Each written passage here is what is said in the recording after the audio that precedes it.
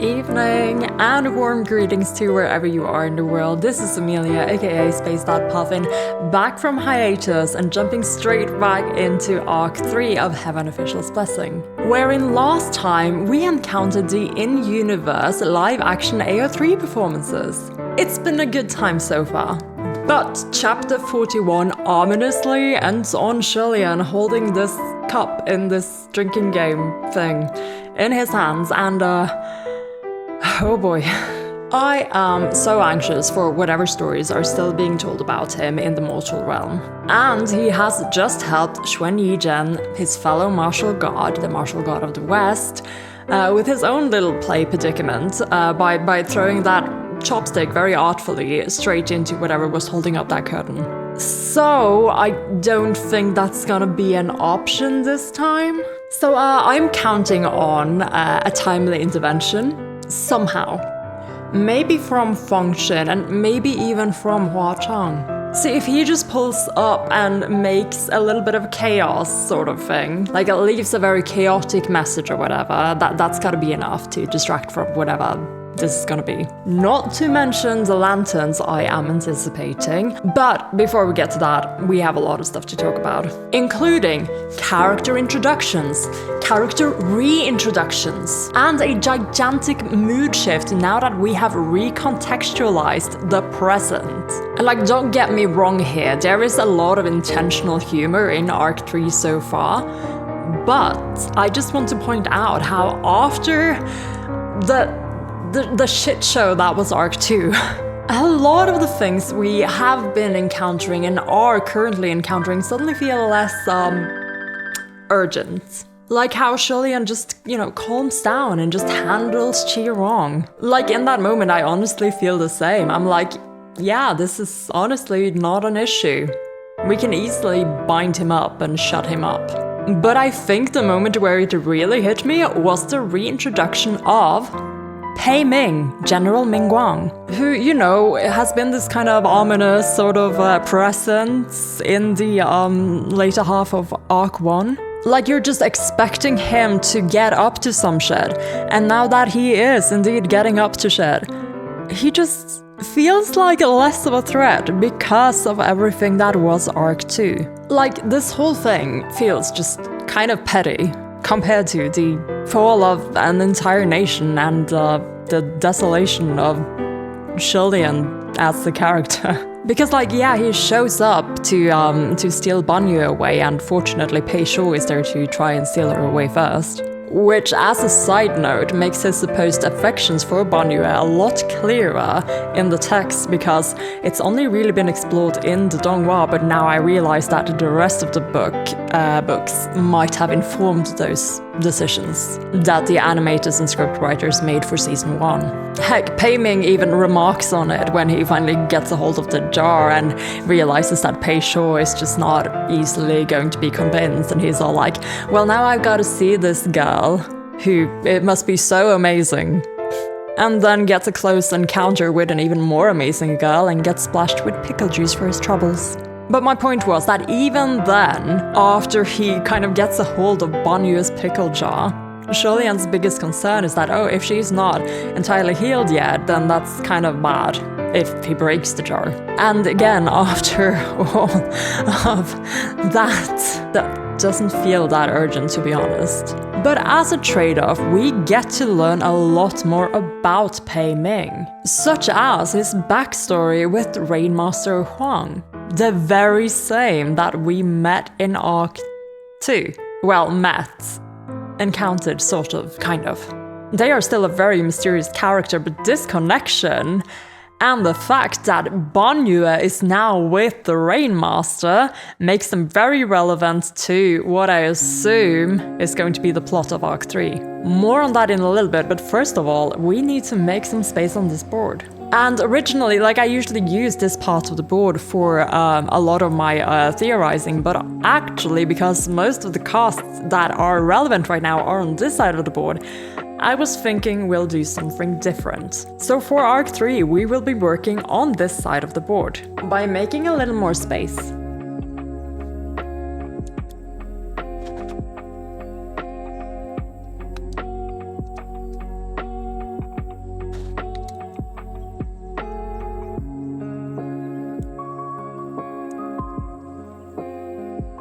Okay, because as I said, Banjue is now with the Rainmaster. And I am aware that it is a little bit hard to see all the way over here. So to make sure that you remember that the Rainmaster is over here, we need a picture, which we don't have yet. So we need a placeholder. So I made one. Introducing Rainmaster Huang, Farmer of the Deep Mountains, who, like we've also established, has some backstory with Pei Ming, in the sense that Pei Ming once had another descendant who ascended as a god, first appointed as a general in the Temple of Mingguang.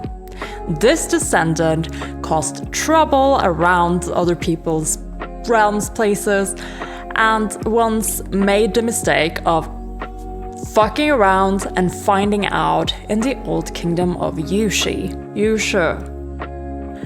aka the kingdom of the Rainmaster. So the story goes, as Windmaster tells it, the Rainmaster descended from their mountain and beat Pei's little descendant into a pulp, dragged him in front of the emperor, and had him expelled from heaven. This exile ended in the descendant losing all of his followers and eventually ceasing to exist as a god.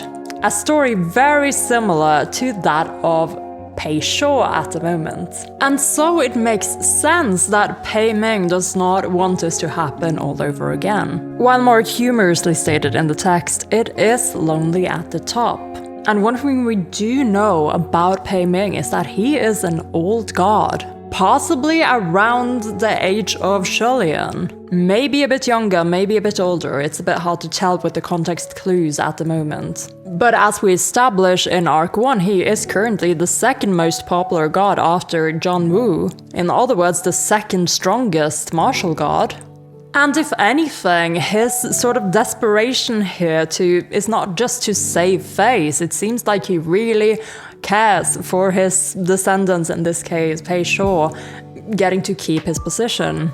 And while it is a bit hard for us to discern at the moment how much of his desperation to keep Pei Shuo, as a god and out of exile, is because he actually cares for his descendants rather than caring for his overall position and image. Like, it's a bit hard to discern at the moment. But to reiterate, it is lonely at the top. I'm kinda glad he has friends. More about them in a bit.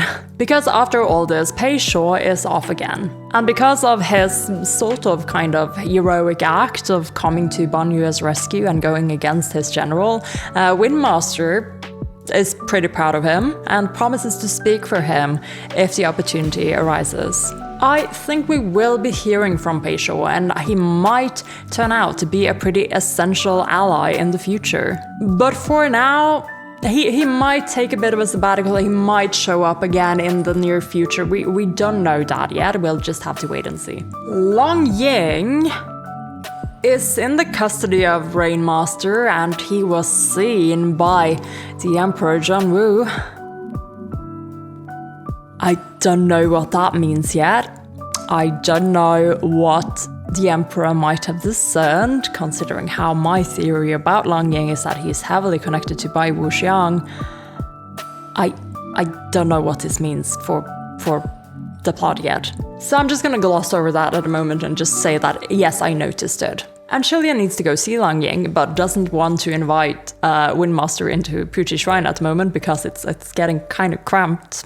He has family visiting, not the good kind. And so HuaLian decides that he will see Long Ying up in heaven after the banquet, the Mid-Autumn Festival that he will be attending. And this part of the chapter is just HuaLian Windmaster plus 10 friendship. You see, Feng Xin is there, and the last time we saw him was after the whole debacle with Hua Chang and the Blood Rain. And when HuaLian takes a seat pretty far away from, the Emperor and all that, trying to avoid being close to the epicenter of everything, Feng Xin comments on why he chooses to sit there, and I've been led to assume that maybe he actually would have invited HuaLian to come sit with him, and knowing a little bit more about their past, I'm inclined to believe so as well. But before any of that can happen, Windmaster shows up and has HuaLian sit with them. And while you might think that, well, maybe that was a missed HuaLian function moment, we do get to see HuaLian and Windmaster build their friendship a little further. And you know, all the important characters are there.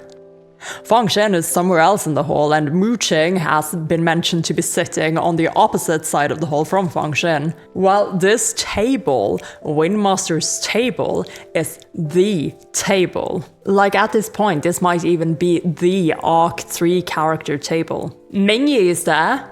We don't get much out of him, but he's there. Sitting next to Shi Qingxuan and HuaLian, and on HuaLian's other side, another important martial god, back to him in a minute. And, well, HuaLian also has front row seats to the heavens famous, infamous, 3 tumors and their shenanigans. Pei Ming and friends. The first of which is Ling Wen, of course, which we already knew, Nang Gongjie, her actual name, and she's there in her male form because misogyny. Great. And we kind of already know Ling Wen, but the third piece of the set is a character introduction, one that's been highly anticipated. The Watermaster himself, Shi Wudu. And my reading last time was done so quickly, I didn't really have a lot of time to sit down and actually think about him as a character. So my first impression has been formed as I've been thinking about him over the last couple of weeks and while listening to the video as I was trimming it. Shi Wudu is introduced as a character full of scornful arrogance. He's compared to looking very similar to his brother. In other words, a pretty boy with a big wallet. And though we do not have official art of him yet, we do need a placeholder for him because I think he's going to be a big character moving forward. So here he is. I think he's gonna be very noticeable on the board. The Watermaster Shi Wudu, y'all. And there you have it, the 3 tumors. And their dynamic is very much they're very much the mean girls of heaven. The mean gods, on Wednesdays, we wear scornful frowns. They all think very highly of themselves, they do compliment each other quite a lot, and also drag each other. They really are the mean girls. And I'm having a blast with their banter. I love that they're, like, really mean to each other, but at the same time, absolutely best friends. And while my first impression of Shi Wudu isn't great, and while I have certain suspicions about him, which are even less great, I do already like Ling Wen, and I'm starting to warm up to Pei Ming, so I'm happy for them, I guess? And I will be keeping a close eye on them. However, there is another character introduction we need to talk about. Because the young man seated next to HuaLian in the banquet hall, described as being, what was it, 1920-ish looking, very young looking, is none other than Xuan Yizhen, the martial god of the West, who we do not have a picture for, so I drew another placeholder. And Xuan Yizhen is one of the characters we learn the most about this time around, through his backstory being told through a play and his reactions to it. This play features 2 actors, one who's playing apparently Xuan Yizhen, and the other is playing this two-faced villain character. And at the end of the scene, it is hinted to us heavily that this might be someone who Xuan Yizhen cares for. Because after HuaLian stops this play using a very unconventional way of chopstick, maybe inspired by San Lang that one time he chopsticked this one guy, that skin bag in the Banyu arc. Like, you can stop the play if you have enough money to pay for it, which is how Shi Wudu stopped the play about himself and his brother, wife, yeah, all that. But anyway, after HuaLian stops the play, Xuan Yizhen jumps down into the mortal realm to beat up his followers for putting on this show, leaving us to listen to these lower-ranked officials, I'm guessing junior officials, kind of gossiping about Xuan Yizhen being such brats. Like, he gives the impression of being very immature, apparently. But before all that, there is another hint we get regarding this villain person's identity. A hint which points to him possibly not being a new character connected solely to Xuan Yizhen, but possibly someone we know. When the play is going on, the high-ranking heaven officials like She Wudu and Pei Ming look on frowning, while the lower-ranking officials, I'm guessing again junior officials, are laughing. Why would the high-ranking heavenly officials feel anything but apathy towards this villainous person? Possibly because he is someone they know. In other words, possibly one of their own. Possibly the former god of the West. Possibly that banished god, who possibly is the waning moon officer. Boom. Fan drop. I dropped it too far. Maybe if I catch it. Boom. Fan drop. Yeah, I'm not saying that we cannot have new characters, and I'm hoping for new character introductions as we go on. But I am saying that the way MXTX has been writing so far makes the probability of this connection very, very likely. And the reason why I find it very likely is again the reaction from the older heavenly officials. So I am keeping the two of them a little close over here in case that's going to be something we're going to explore. I was asked in a comment to give more predictions regarding Arc 3. Such as who I think the arc is going to be about, what I think the arc is going to be about. And you know, in order to properly answer that and make a good amount of predictions, I kind of need to know how long this is, which I don't. Because I know that there are 5 arcs, and this one, like this is in the middle of book 3. Which means that we have 5 more volumes to cover 3 arcs. More than 5 volumes to cover 3 arcs. This arc could be very long, or 4 or 5 could be gigantic arcs for all I know. So we can probably fit a lot into this, and judging by this chapter, I think we are going to be fitting a lot into this arc. My first prediction is that this is going to be the 3 Tuma arc. All of these characters have backstories. We already know a little bit about Pei Ming. He's already been present in the arcs that we've gone through. And it's been made clear to me like ages ago that Ling Wen also has an interesting backstory that we are going to be exploring, so I'm looking forward to that. But perhaps most urgently and most importantly, it's a water cover. It's a goddamn water cover. She Wudu the Watermaster. I think we are going into the She Wudu plot before this book is over. And based on one of my long-standing theories, perhaps that also means the introduction of black water sinking ships. Who's still resting down here at the moment? I'm hoping to move them back up. But yes, I do have a lot of She Wudu Blackwater theories. One being that maybe they are the same person, or maybe they have a sort of ongoing rivalry, or even a rivalry that's going to be oncoming.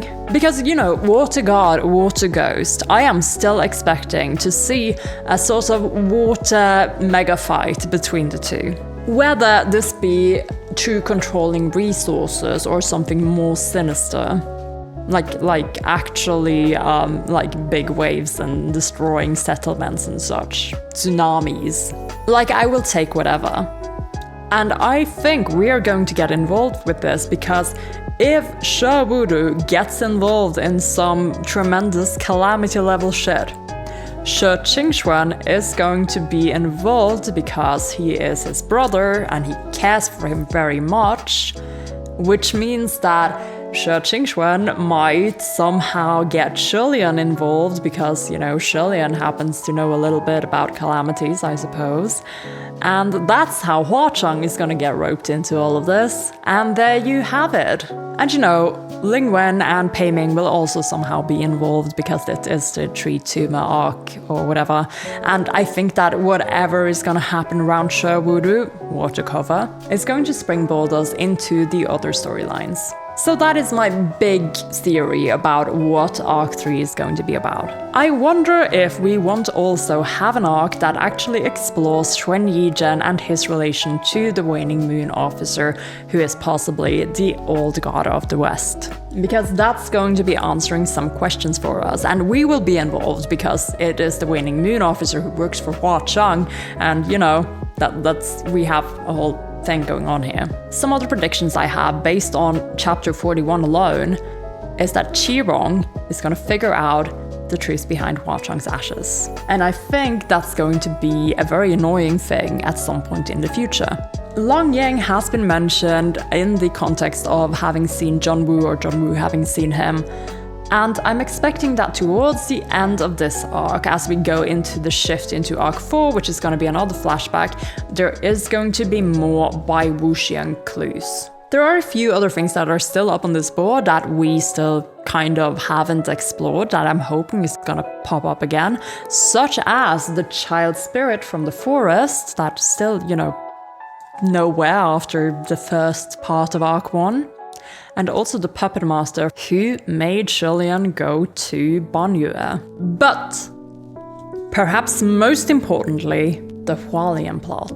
Because again, guys, this is a danmei, this is a romance series, and they will be smooching within the next book or so. So I need the plot to bind them together again so that they can talk about how much they trust and care for one another with their tongues in each other's mouths. Maybe. So, prediction, HuaLian will have lanterns, because Huachang will have built him temples, and he's gonna make sure, damn sure, that His Highness the Crown Prince has lanterns. It's gonna be a shock for a lot of people, including HuaLian and Daddy Dearest. Are they gonna know that these lanterns are coming from Huachang somehow? I don't know, but I feel like that's super obvious. I feel like that's going to happen, and I'll be kind of shocked if it doesn't happen at this point, because the foreshadowing was pretty big on that one. But you know, I could still be surprised. I just really feel like this should happen because that would be a very romantic moment again, and we need a romantic plot to keep moving, even if it is a little bit, you know, it's a bit cheesy, but maybe I like cheese. Maybe I am very European. And that just about concludes it regarding, you know, the corkboard and the discussion stuff. However, I have a backlog of things that we need to get through. And the first thing is going to be a question from the Temple of Corkboards. This one comes from the wonderful Ao, who won the bet that we had going on in the Gamblers Den in my Discord server a few weeks back. So thank you so much for your patience. I'm going to read your question now, which is, hey Puffin, here is my question. It has been run through the Spoiler Council. Thanks in advance for humoring me with all your brilliant ideas. Thank you so much for your kind words. And it's behind spoiler boxes, so here we go. I absolutely love all the TGCF fanfiction ideas you have come up with in your past videos. And so I have 2 fanfiction related questions that I hope you can have some fun with. Well, I have a lot of fun with these questions as well, and all these fanfiction AU ideas. Because I might have mentioned it before, but I used to write quite a lot of fanfiction, so this is kind of my forte. And I haven't written in forever, so I'm having a lot of fun just imagining these kind of prompts. So first off, which fanfic tropes or AUs do you think best fit HuaLian? In other words, which tropes or AUs do you think would be most delicious? Delicious? When applied to HuaLian, choose your top 3. Oh my. There's a second part to this, but we're gonna do the first part first. So, well, HuaLian has a lot of things that make them like very probable for certain AUs, if you know what I mean. And like a lot of them probably would resolve around the same sort of story that is being told in the actual source material. You know, of HuaLian, who is very high up in life and then falls down on his luck.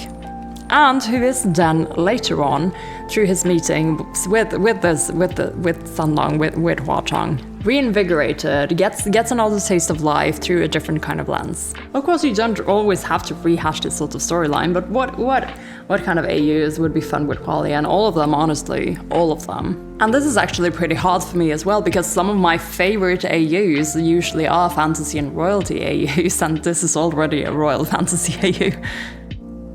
Universe, not the A, just the U part. So personally, I would like to see canon divergences, actually. AUs where you change some sort of element in the story, specifically around Hua-chang. Like, I think it would be fun to play around with a fanfiction where, say, a Hong Konger somehow gets adopted into a very, very influential family. It would be fun to kind of just imagining them living in Shanle without the fall of Shanle and without the ascension. Just yet, anyway. I think that would be a lot of fun, actually. And without having gone into AO3 myself, this story is just ripe for these sort of canon divergences where you meet at different points in the story. You know what kind of AU I really want to read? I want to read function AUs. I want to read state preceptor function AUs. Meeting Sanlang at some point. Those are the stories that I'm really itching for. I want 10 of them right now. So canon divergences, more specifically, function gauche AUs.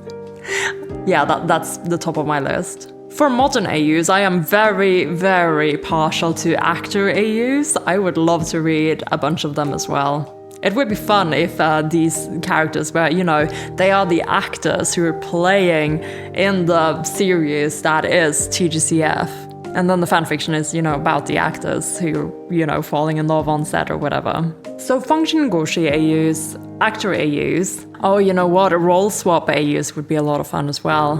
Ghost King HuaLian in an AU where Shanle fell really badly. That would be interesting. And, you know, there's also this hint that appears in Arc 1 that Hua-chang might actually have ascended. So if we went through with that, you know, God Hua-chang, Ghost HuaLian, I think that's probably something that has been explored as well, and that is an AU I'm interested in reading. So my answer is, I think everything would work with HuaLian, actually. I think we can make anything work, but those are the three kinds of stories that I'm itching to read, and once I finish Volume 8, you're not gonna see me for a few weeks, because I'll be trolling through AO3 looking for gems. So hey guys, let me know if you have read any of these AUs that I've just mentioned. And if you have, I hope you're looking up your bookmarks so that you can drop me the links once I finish Volume 8. Please, pretty please. And if you'd like to drop me the links, like for real, we have my server. You're welcome to enter my server. We have channels where we share TGCF fanfiction, however, I am not allowed into those yet. So Just put them there for now, and then you can fish them up again when it's time. Okay, now as for the second part of our question.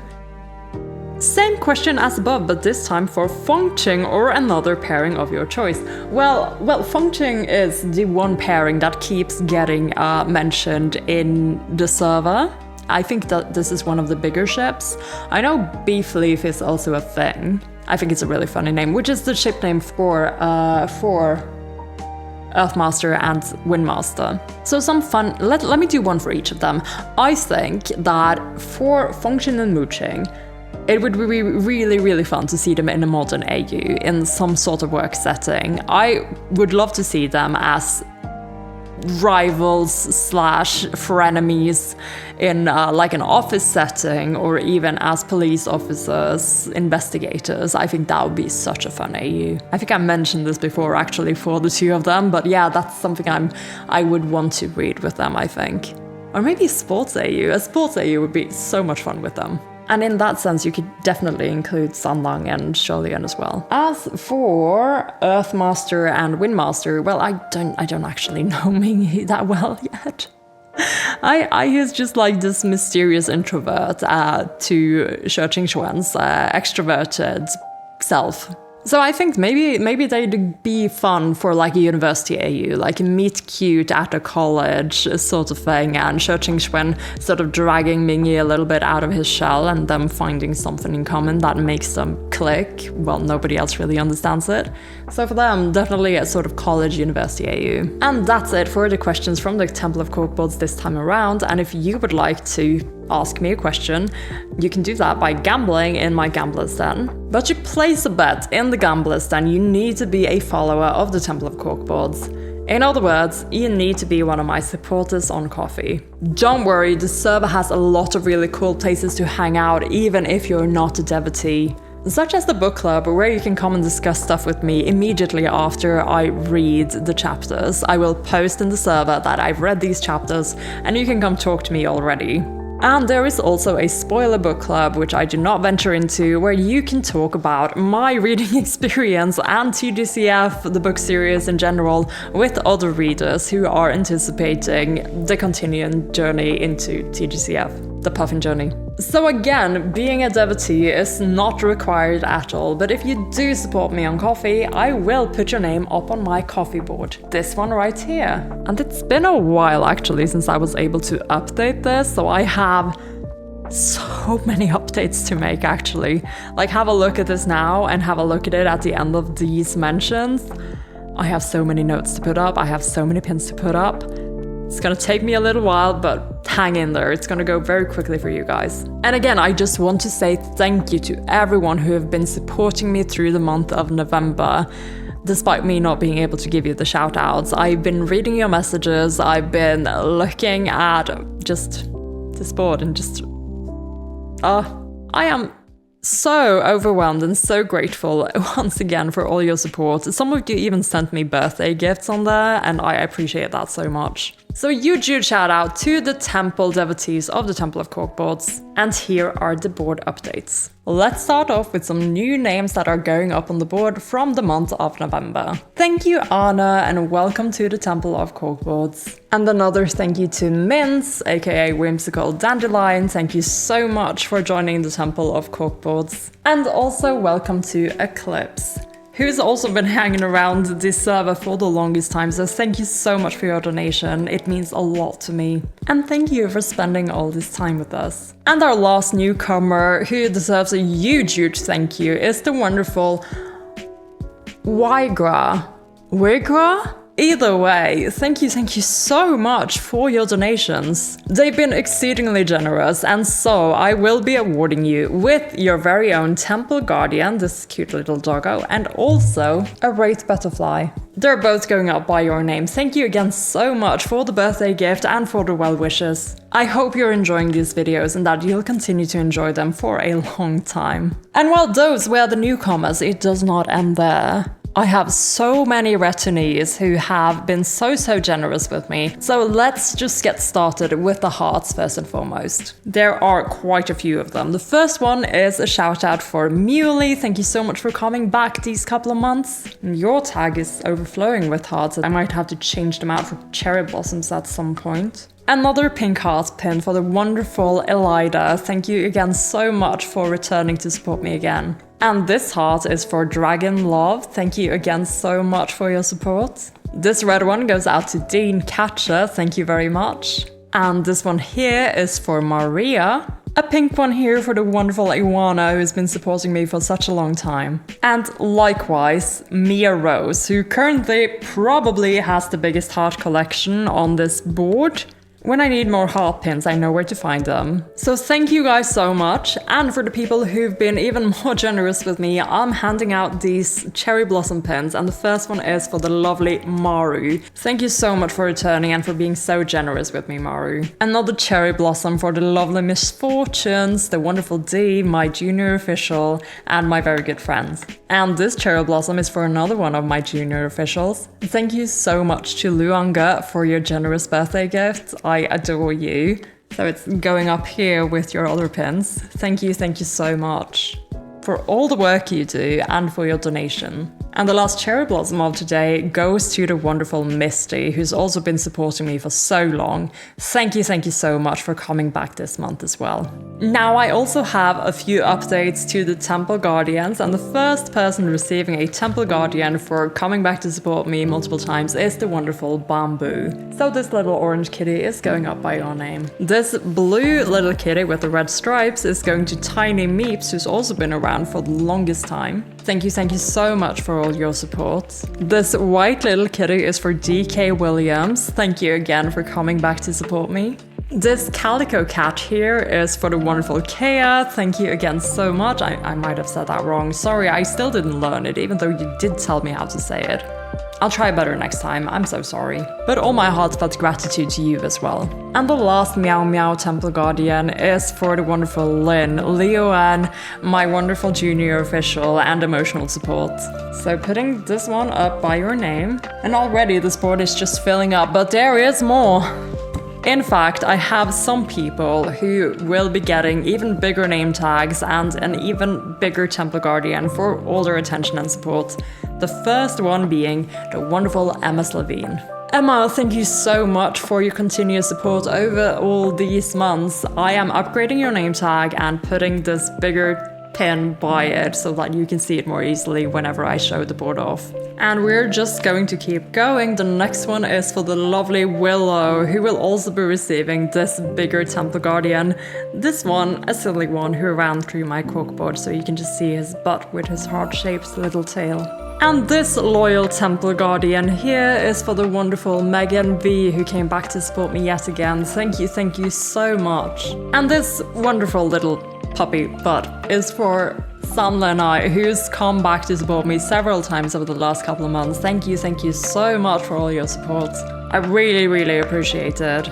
And the last update to the Temple Guardians is this cute little cat one, which goes out to the wonderful Shori, who has been with me from more or less the start. It's been a long time.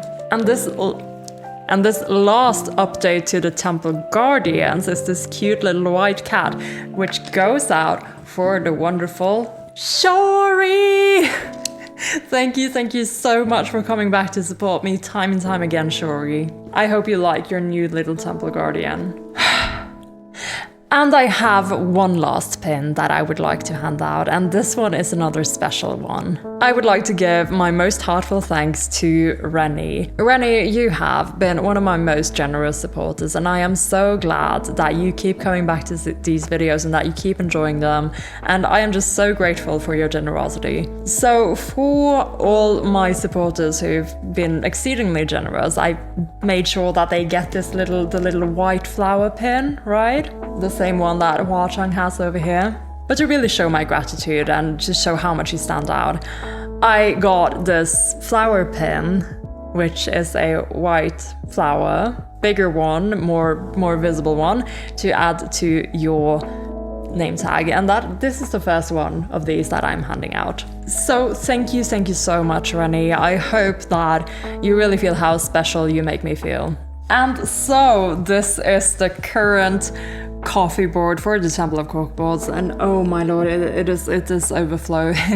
I can't believe I'm about to say this, guys, but we might need a bigger coffee board. Don't worry, I can still shuffle. I keep shuffling whenever I add to this board, and I managed to fit everyone in eventually. I'm just very scared that there's not going to be enough space eventually. But there's 100 people on this board, guys. 100 people. I can scarcely believe it. And again, I keep saying thank you, but I hope that you understand how much that thank you really means. Thank you for being with me. Thank you for spending all this time with me. And I hope that we'll continue to spend more time together. And so I cleaned away the boards, and I also decided that, well, I have a couple of packages that have come in, and I love opening the packages that come in from you guys, because there's so much cool stuff inside of them that I can't really go hunting for by myself. Like, even this time around while I was on vacation, I did encounter some TGCF merch in the wild and ended up getting a couple of things, but some of them, I don't even know if I can open them because there might be things inside that I'm not supposed to see yet. And when I get packages from you guys, and some of you have even sent me merch, you've always made sure to curate it so that it's something I can look at, so I can also participate in the fandom experience, thanks to you guys. So I'm just immensely grateful every time you guys make me something, write me a letter, send me something. Like, it makes my heart skip a beat, and I'm so thankful for all your support. So I know there's another package arriving soon, so I thought I'd like to wait for that one, and then I can open all 3 of them in a video. And instead of opening packages, I'm going to start reading. So I'm edging myself a little bit more on those gifts, but know that I am super excited to have received them, and I'll be just as excited when I finally get to open them. Sorry for making you wait, but time is of the essence, and I've decided that it is time to read. Alright, so 1 tea break later, here I am with my notes, my tallies. Today we are going to be picking a Sunlong pen for fun. This one right here. Because I haven't actually decided how far I'm reading today, but I'm hoping to read until we see Sunlong again, because I'm missing him like crazy. Of course, there's this fear in me that I'll be reading for a long time before I see him again. But again, like I said, the romantic plot needs moving, so I'm hoping that he might just, pop up sometime soon. Well, hoping, more like I'm begging actually. Because HuaLian might need his help, and honestly, this is the kind of damseling in distress that I'd like to see, because HuaLian doesn't need saving physically usually. I mean, we did get that as well in the Sinner's Pit, and I'm not opposed to it. But socially, well, not really socially, but like socio-economically, Sunlong has the one-up right now, and I hope that he will use that to his advantage to maybe get us out of a pinch here. And again, I am so nervous how this whole play thing is going to play out. I am hoping that we'll outmaneuver it. And, likely candidate right now could be Function to help out, but because, he's bailed HuaLian out before. I don't know how many merits he has on him, but, he's like super, super popular.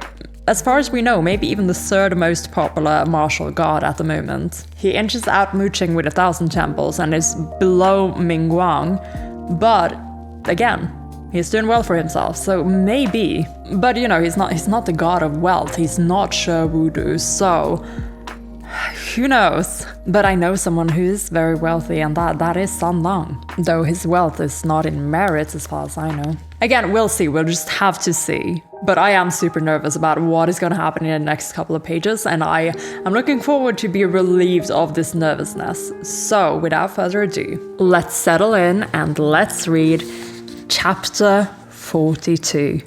Temple of 1,000 lights, endlessly illuminating the lingering night. We have a temple of 1,000 lights, endlessly illuminating the lingering night. Is this HuaLian's temple?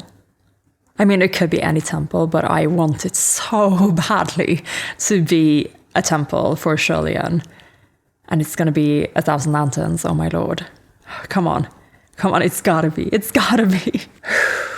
Sending my prayers to the Crown Prince of Shanla, the Flower Crown Martial Gods, and the Crimson Rainsault Flower. HuaLian never imagined anyone would actually pass the wine cup to him. Unfortunately, he reacted too fast and took the cup without thinking, but the moment he did, he froze. However, when he looked to see who had handed him the cup, the other party was also dumbfounded. It was Ming Yi, who is also dumbfounded, as in, he panicked, I guess? He handed it to him without meaning to. As it turned out, when the wine cup previously found itself in Shi Qingquan's hand, Shi Qingquan had thought it'd be funny to give it to Ming Yi. However, Ming Yi had been quite busy stuffing his face and drinking his own wine, and hadn't even bothered to look up before passing the wine cup in a random direction. So it happened as an accident? Are you saying it was an accident? Oh my lord. Only after the cup had been delivered did he realize what had happened, and was struck speechless. At that exact moment, the thunder stopped rumbling, leaving HuaLian and Mingyi staring blankly at each other. Of course it stopped. Of course it stopped, and it's on HuaLian. Yeah, so Mingyi is staring blankly. So it was an accident, is what I'm reading from this. Oh no, HuaLian's luck strikes again, eh? Although the one who received the wine cup was HuaLian, everyone's gaze moved to function and mooching. Yeah, because they would definitely be involved in this kind of play. It wasn't hard to understand why. HuaLian had not been mentioned or heard of for 800 years. 800 years ago, there naturally would have been plenty of plays depicting his heroism, but those plays had long since been lost to time. Besides, no one would pick such an auspicious day to set up a stage and perform just for HuaLian. Oh, okay, so I was thinking maybe they'd just show, like, not just plays that were going on right now, but plays that would have happened before. Yeah, well, they since it's an auspicious day, I suppose they wouldn't make plays about the god of misfortune, right? So is that our out? Is that going to be our out? There are no plays? Huh. And so it followed that if they had to find a play with a role for the Crown Prince of Shanle, it would have to be one starring either function or mooching. Oh, yeah, because General Xuanzhen and General Nanyang stories would probably have HuaLian mentioned in them, in a minor role or in a sort of negative light, much like the play that was shown about Xuan Yizhen and supposedly this person he cares for, supposedly the other martial god of the West, the previous one. So it's a kind of similar situation here, I'm guessing. In Mortal Realm plays, written for those two heavenly officials, at times the story would involve HuaLian, usually as a foil or an extra, or for the sake of making the play even more exciting. Some would rewrite HuaLian as the villain. Spinning stories depicting the lonely, abandoned Mu Qing being bullied, or HuaLian robbing function of his beloved, and so forth. If such plays were shown at the Mid-Autumn Banquet, whether the officials in question would be pleased was hardly a concern, since the rest of the audience would definitely enjoy it. HuaLian held that small jade cup in his hand, and some heavenly officials were already urging him, "Your Highness, come, down the cup!" A few joined in the pestering, and Fengshen spoke from his spot far away. "His Highness can't drink!" "Just one cup, it won't do anything," the crowd urged. Junwu had not said a word throughout the performances, simply sitting with his hands supporting his temple. Now he also straightened as if to speak. Besides HuaLian, Shi Qingxuan asked, "Can you do it? If not, then whatever, I'll help you throw the 100,000 merits to drop the curtains." Ellipsa replied, that is very kind though, that is very kind. Because to Shi Qingxuan, this is nothing, right? This is pocket change. So, but the Ellipsa reply tells me HuaLian is not going to take them up on the offer. Why? HuaLian was afraid she really would throw away 100,000 merits on impulse. No matter how generous she was, that wasn't the way to go about things. Besides, he'd seen pretty much every play there was, and there wasn't anything worth paying attention to. He hastily replied, No, a cup shouldn't be a problem." Then HuaLian emptied the cup. So HuaLian is like, well, I've already seen these plays, it's not a big deal. So while we are sitting here as a reader, like, to HuaLian, this is a bit like, it's unfortunate, it's kind of shit, but whatever. Oof. Fine brew flowed down his throat, leaving in its wake a path that was first cool, then hot. He felt a little dizzy, but the taste of that refined drink pushed down the dizziness in an instant. The curtains around the pavilion slowly lifted, and the crowd moved their attention there, ready to focus on the play. They were amazed by what they saw. Two figures stood on stage. One was dressed in white, with a bamboo hat on his back, looking windswept and dusty, with a face as fair as powder. This was no doubt HuaLian. The other was dressed in red, His ebony hair as black as ink. He had a handsome face and a lithe form, and his eyes were bright and charming. A snake was wrapped... Is this a play about Banyu? About the Banyu arc? Because that's so long. And that's the snakes. Who would write that play? Sorry, microphone. I am so sorry that I hit my microphone, but that's I have his name over here. I moved it here just earlier. Tian Shang, the Banyu Arc merchant, the like 17-ish-year-old merchant, or well, young boy in the Dongwa. He said he was going to build temples for HuaLian. Is that going to be the temple? Like, is it already prospering that much that they're putting on plays? Is that what's happening right now? I'm gonna put him back just. But who else would have known what was happening in the Banyu Arc except for the mortal merchants? They are the ones who would be putting on this play. Unless Hua Chang has commissioned a play somehow in the mortal realm, which could also be what's happened here. But hello, let's just read on. Let's just read and figure it out. Oh my lord, I am talking way too much. Calm down.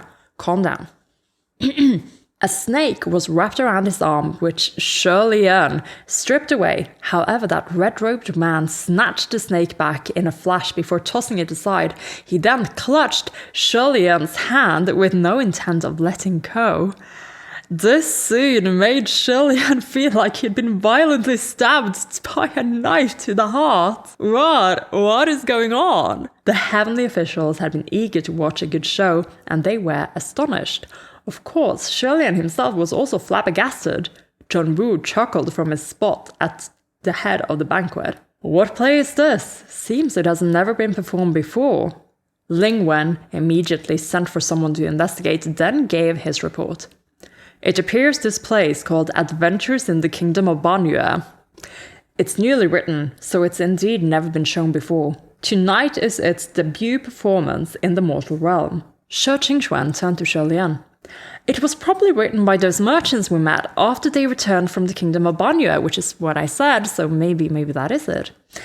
There'll be no need to pull the curtains. We've saved ourselves the merits. HuaLian didn't comment. Those merchants were the only mortals who knew of the incident in the Kingdom of Banyu, so only they could be behind this play. He recalled a boy named Tian Shang in the caravan, who had indeed said something along the lines of worshipping HuaLian as thanks. Perhaps he had commissioned this play.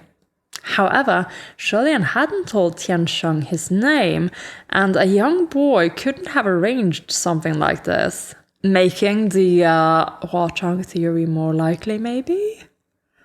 Although the heavenly officials weren't watching the play, they expected the performance before them was even more exciting. After all, if the rumors were true, then the role that red-robed man was playing was none other than Hua Chang. There were plenty of plays about Crimson Rain-Salt Flower in the mortal realm, but they were usually titled something like The Red Demon Torched the Temples of 33 Gods and the Heaven Could Do Fuck All About It. Or Crimson Rain-Salt Flower strung up the martial and silver gods and slapped them around with but one hand, and so on. Great titles, very creative. Love this for them. The kind of stories that would make those in heaven cry silent tears, with zero desire to find out how they ended. In any case, the protagonist this time was HuaLian. The officials present felt like he'd never fit in and could hardly be truly counted as one of their own, so watching this play did no harm. Besides, the staging was intricate, the production exquisite, the actors extremely well made up. Truly, it was a great piece of painstaking effort. Many secretly enjoyed the show in all sincerity, and they provided running commentary as they watched. Is that true? That must be made up. Hua Chang would never talk like that to anyone. Nonsense! Pure nonsense! Who does this play take Hua Chang for? Wake up! This isn't a romantic drama. Well, actually it is. Goodness, how daring! As this was, in the end, a play written just for HuaLian, he watched it attentively. If he had to provide an earnest review, it wasn't bad. The actors looked good, the story was good. Just as one of the actors being portrayed, he had a teeny tiny criticism. The two protagonists seemed overly familiar with each other. HuaLian, we all watched the Banyu arc. We saw it in the Donghua. This is exactly how it played out. This is exactly how it played out, HuaLian. And if you got to watch yourself, you would say that, yeah, this play is pretty much exactly what happened. Come on. The denial, river, something. The one who played HuaLian was a really talented actor, but every time he opened his mouth to call for Sandang, although the tone didn't rise up and down or brim with yearning, HuaLian thought it was somehow even more unsettling than when Lady Windmaster had called Lord Watermaster her hubby earlier that night. Also, there seemed to be too many little gestures. The actors were always hooking arms, hugging shoulders, and embracing each other. Somehow, something wasn't right about it. Are you sure? Are you sure, HuaLian? Are you sure? But if HuaLian really thought about it... Yeah, now you're thinking about it. When he called for Sandang, that was indeed the tone he always used, and all those intimate gestures really did seem faithful to the source material as well. He hadn't thought there was anything wrong with it at the time, and watching it now, technically there still wasn't anything wrong. I can't believe that we are making Heaven watch a live reenactment of a HuaLian fanfiction. Is Sandang the author of this fanfic? Oh my lord. If he looked at the other heavenly officials, although their lips condemned the show as nonsense, they seemed to be fully enjoying it and watched with rapt attention and enthusiastic interest. And so, HuaLian kept his mouth shut. As they watched, Shewuru suddenly spoke up. Who are those two servant boys in the bag? Oh my god. I can't believe it. We've got Fu Yao and Nanfang mentions. They're in the play. We haven't seen them in so long, though. Sure would have loved to have them appear again, eh, generals? At the words, servant boys, both Function and Mooching imperceptibly froze for a moment. They're not servant boys, Lingwen replied. Those should be two junior martial officials from the middle court. They were appointed by the palaces of Nanyang and Xuanzhen to assist in His Highness's emergency request. That the palaces of Nanyang and Xuanzhen had actually sent people to assist HuaLian was truly extraordinary news. As impossible to imagine as Pei Ming courteously rejecting the advances of a peerless beauty, and all the heavenly officials turned to look. Oh my lord. I kind of love Mooching and Function also catching a bit of attention here. Lingwen added, they went voluntarily. HuaLian smiled. I forgot to ask, how are Nanfang and Fuyao? Why didn't I see them come out to play today? Nanfang is, Function said. Mooching replied evenly. Fuyao is in detention.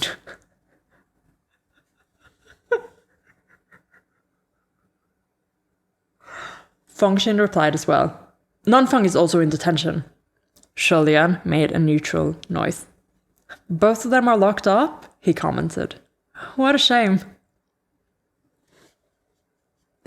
Like, honestly, at this point, if you haven't caught on, I don't know what to tell you. While they conversed, the curtains dropped on that exhilarating play. Although all present determined that it had been written by an ignorant believer with indecent fantasies, watching an obscene Hua-Chang was still fully entertaining, and the crowd cheered and applauded. However, Pei Shaw had been exiled because of what happened at the Banyu Pass, so everyone still had to mind Pei Ming after the entertainment ended. How's your little Pei doing, General Pei? Shewuru inquired. I still don't know how to do Shewuru's voice. I'll have to think about that for a bit. Pei Ming poured himself a cup and drank, shaking his head. How well can he do? His heart isn't in the right place. I don't care anymore. Shi Qingxuan couldn't listen further. So in General Pei's opinion, where's the right place for his heart? She scoffed. Your little Pei's future is a future, but the little Miss's future is nothing? Her tone was impudent, and Shewuru's sharp gaze swept over. Qingxuan, mind your manners! The moment he reprimanded her, Shi Qingxuan lowered her head, shamefaced. Oh, Oh. Okay. So Shawbudu will take the side of his friend against his sister, in this case, sibling.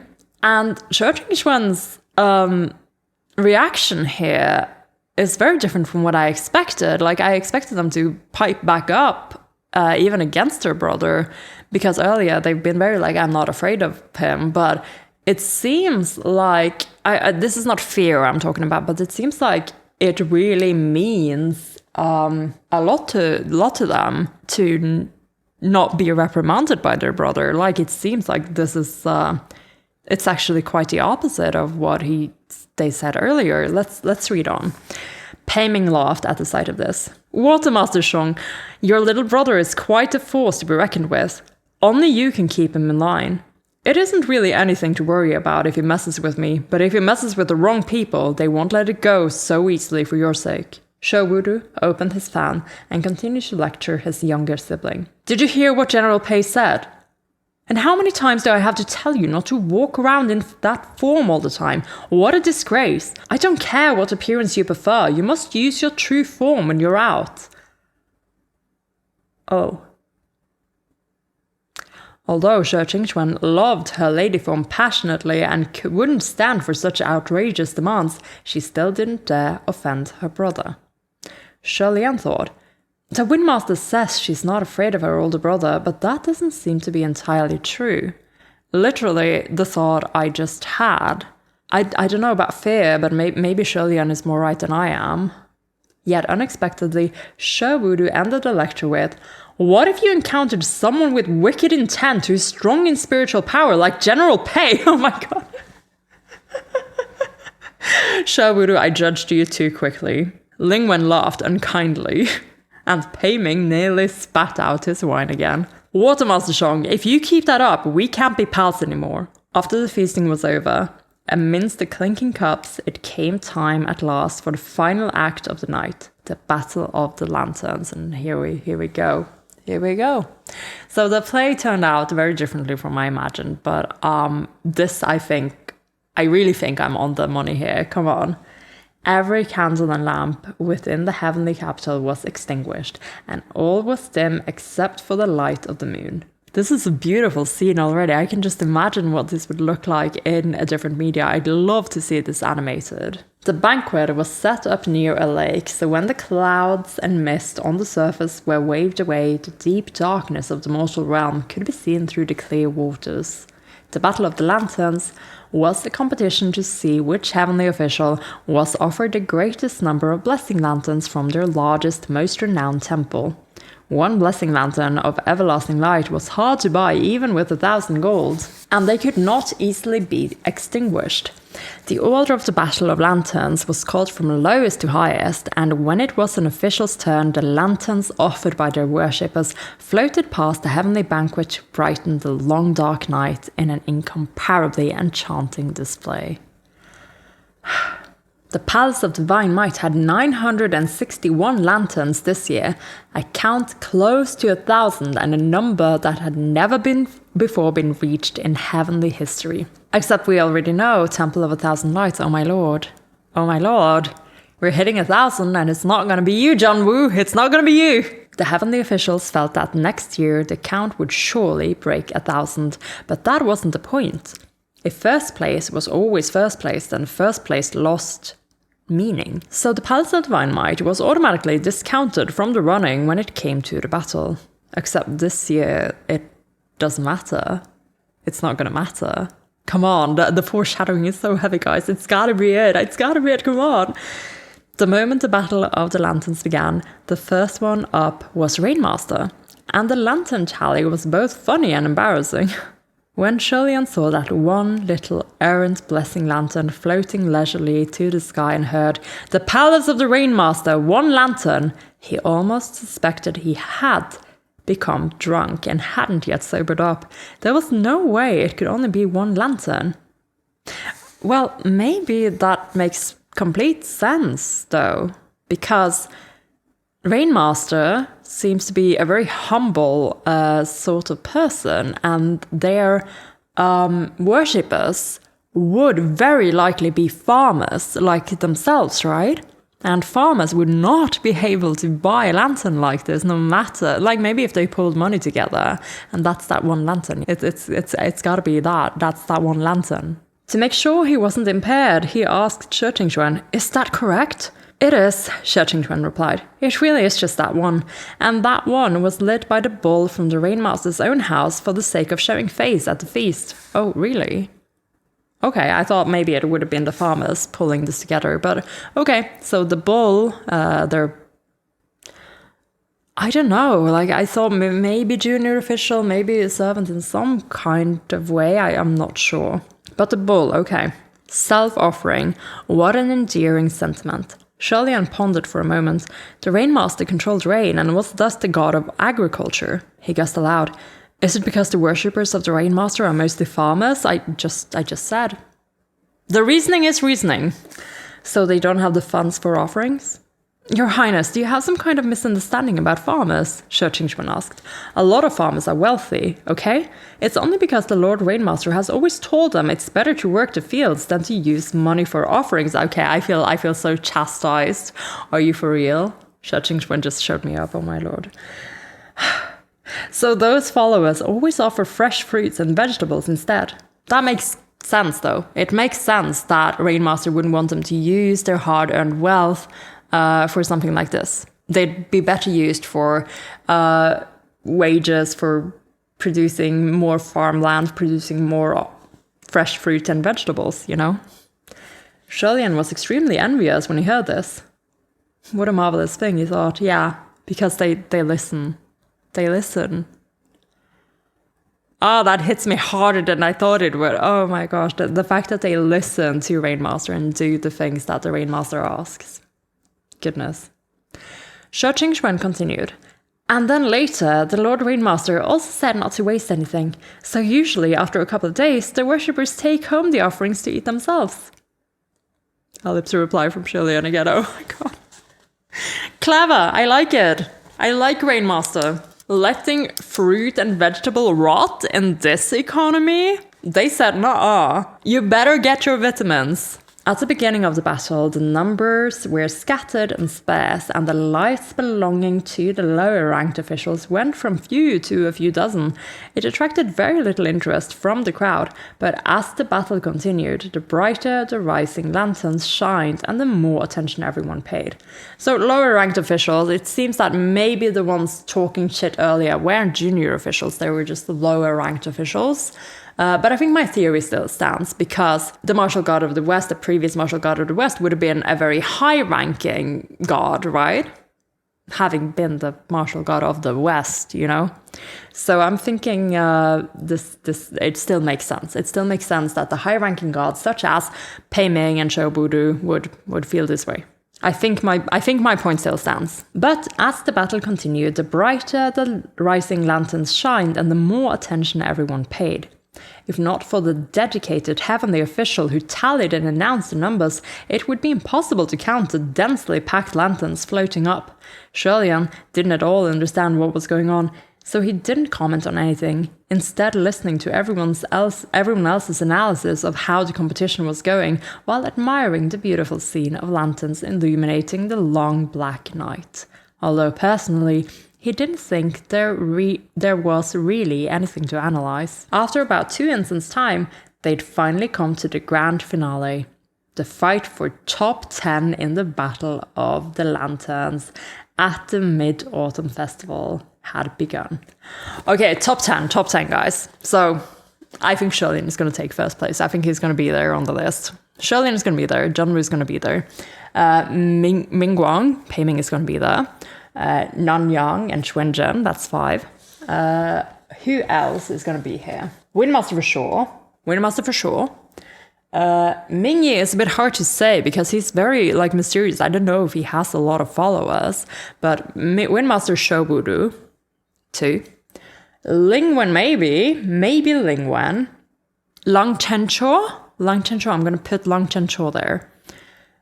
2 more, maybe Lingwen. Do we have any more gods that can go on this list? Xuan Yizhen is going to be on the list as our martial god, and I think that makes up all the martial gods. And then I'm going to give the last one to Ling Wen, because I don't know who that would be. It could be Earthmaster, but I don't think so. I think he's too... Like, people do pray to Ling Wen. They do pray to Ling Wen, and their temple palace in heaven is super busy right now, so I'm guessing they get a lot of prayers, so I'm going to go with Ling Wen for that. Let's see if I was right. At the bottom of the top 10, HuaLian heard the announcers officially shout, "The Palace of Qi Ying, 421 lanterns." Qi Ying. Xuan Yizhen had long since left the feast, so the other officials didn't bother to hide the clicking of their tongues when they heard the count. The martial god of the West was young, but his headwind was strong. 200 blessing lanterns was plenty to other officials who had around the same amount of experience, yet he had more than doubled that count.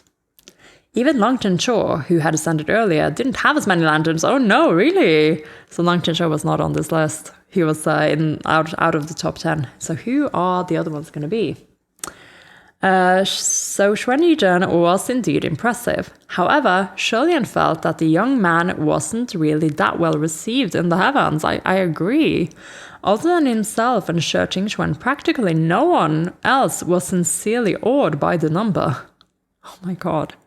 Well, that's heaven for you. Next up, the Palace of the Earthmaster. Okay, so Earthmaster was on this list and Long Chen Cho wasn't, so I was wrong on that count. 444 lanterns. Other than taking the opportunity to slurp down 2 more spoonfuls of soup, Mingyi had no further reaction to the news. Shi Qingxuan was more excited than he was, repeatedly proclaiming, "Oh, too few!"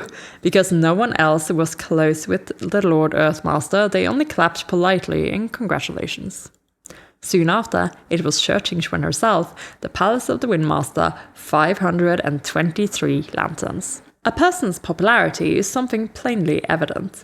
When the lantern count for the Palace of the Windmaster was announced, Shi Qingxuan hadn't even said anything before applause from the banquet roared, with hollers and cheers of congratulations and as expected everywhere. Shi Qingxuan was quite proud, standing up to cup her hands at the crowd before she gleefully shouted to Xiaowudu, "Go, I'm 8 this year!" She was acting like a child, begging her parents for a reward after having been praised by her teacher, and HuaLian couldn't help but smile. It is very cute, but also, yeah, Shi Qingxuan is a little different around their brother. However, Xiaowudu sharply scolded her. Oh my gosh. "Only 8? What's that to be happy about?" His words were actually quite presumptuous. In the upper court, no one was a nobody, yet ranking as high as 8th overall, with 500 blessing lanterns, became nothing more than only 8 from his lips. So didn't that mean that the ones who ranked lower than 8th were even more worthless? It wasn't like he didn't understand his words were arrogant, he said them simply because he was unafraid. Shi Qingxuan's expression slumped. Oh my god. Yeah, mixed feelings about this character. A lot of mixed feelings. Xiaowudu fluttered his fan and added, with great difficulty, "Even so, there are more lanterns than last year. Next year must be better as well." Hearing this, Shi Qingxuan smiled and laughed again. We are going to such a roller coaster with this guy. Like, oh my lord, like he's praising Shi Qingxuan in one breath and reprimanding them in the next, and it goes like that all the time. I'm not sure how I like this relationship. At the banquet, only Mingyi didn't cheer for her, and he was wholly occupied with stuffing his face. "Mingyi, please." Shi Qingxuan smacked him a couple of times, insisting upon some congratulations, but Mingyi ignored her completely and continued to devour his food. Goodness, Mingyi! Why this cold front from all the people that Shi Qingxuan really cares for? Shi Qingxuan was outraged and demanded once more that he applaud her, and next to them, HuaLian laughed so hard that he lost his breath. Okay, so it's kind of comedic though, it seems. Next, the Palace of Ling Wen, 536 lanterns. Among the civil gods, Ling Wen was considered number 1. However, not too many civil gods congratulated him. Instead, it was the martial gods who sent her regards. HuaLian congratulated him from afar, and Xiaowudu and Pei Ming demanded that Ling Wen hold a celebratory feast. Grumbles from other heavenly officials could be heard all around. There were complaints that Lingwen only had so many worshippers because she used a male form. There was griping that Lingwen had no time for other civil gods, while she curried the favor of the more popular martial gods. There were comments that Lingwen had snatched this rank only because she held the most feasts, and that there were prostitutes at those feasts, etc., etc. Oh my lord. They really do be throwing so much shit at Lingwen. She does not deserve this. HuaLian shook his head and had only one thing to say. It really wasn't easy being a female official. That is for sure. Following Lingwen were the palaces of Nanyang and Shenzhen, counted at 572 and 573. Muqing edged out, oh my gosh. Muqing looked relaxed and pleased, while Fengshen appeared neither happy nor angry, and seemingly didn't care. HuaLian was mystified. How had the count come so close? That was surely too near to be a coincidence. He asked Che Tingxuan in a hushed voice, and as it turned out, the close count was indeed a matter of similarity. The two of them had similar backgrounds, similar might, territories right next to each other's, and an unfriendly relationship on top of all that. Worshippers on both sides fought to win specifically against the other, vowing that however many lanterns the other side offered, they would offer just one more. They didn't ask to be number one, just better than the other side. They put everything they had into achieving this goal, and every year there'd be a victorious side and a defeated one. This year, the Palace of Shenzhen squeezed out one more lantern at the very last second, narrowly winning against the Palace of Nanyang. The worshippers looked like they had won a battle and were celebrating wildly. Hearing this, HuaLian couldn't help but think, rather than fighting each other to the death outside, shouldn't those people be home to celebrate a holiday? It's the Mid-Autumn Festival. A time for family reunions. Alright, yeah, okay. So, in other words, Shenzhen and Nanyang worshippers are just as competitive as these gods. Goodness me. Next, the Palace of Mingguang, 580 lanterns. I have lost count on which placement we're on right now. Is this third? Could be. That was an impressive number, yet Pei Ming still didn't look pleased. The number of blessing lanterns that the Palace of Mingguang had received was actually lower than the year before.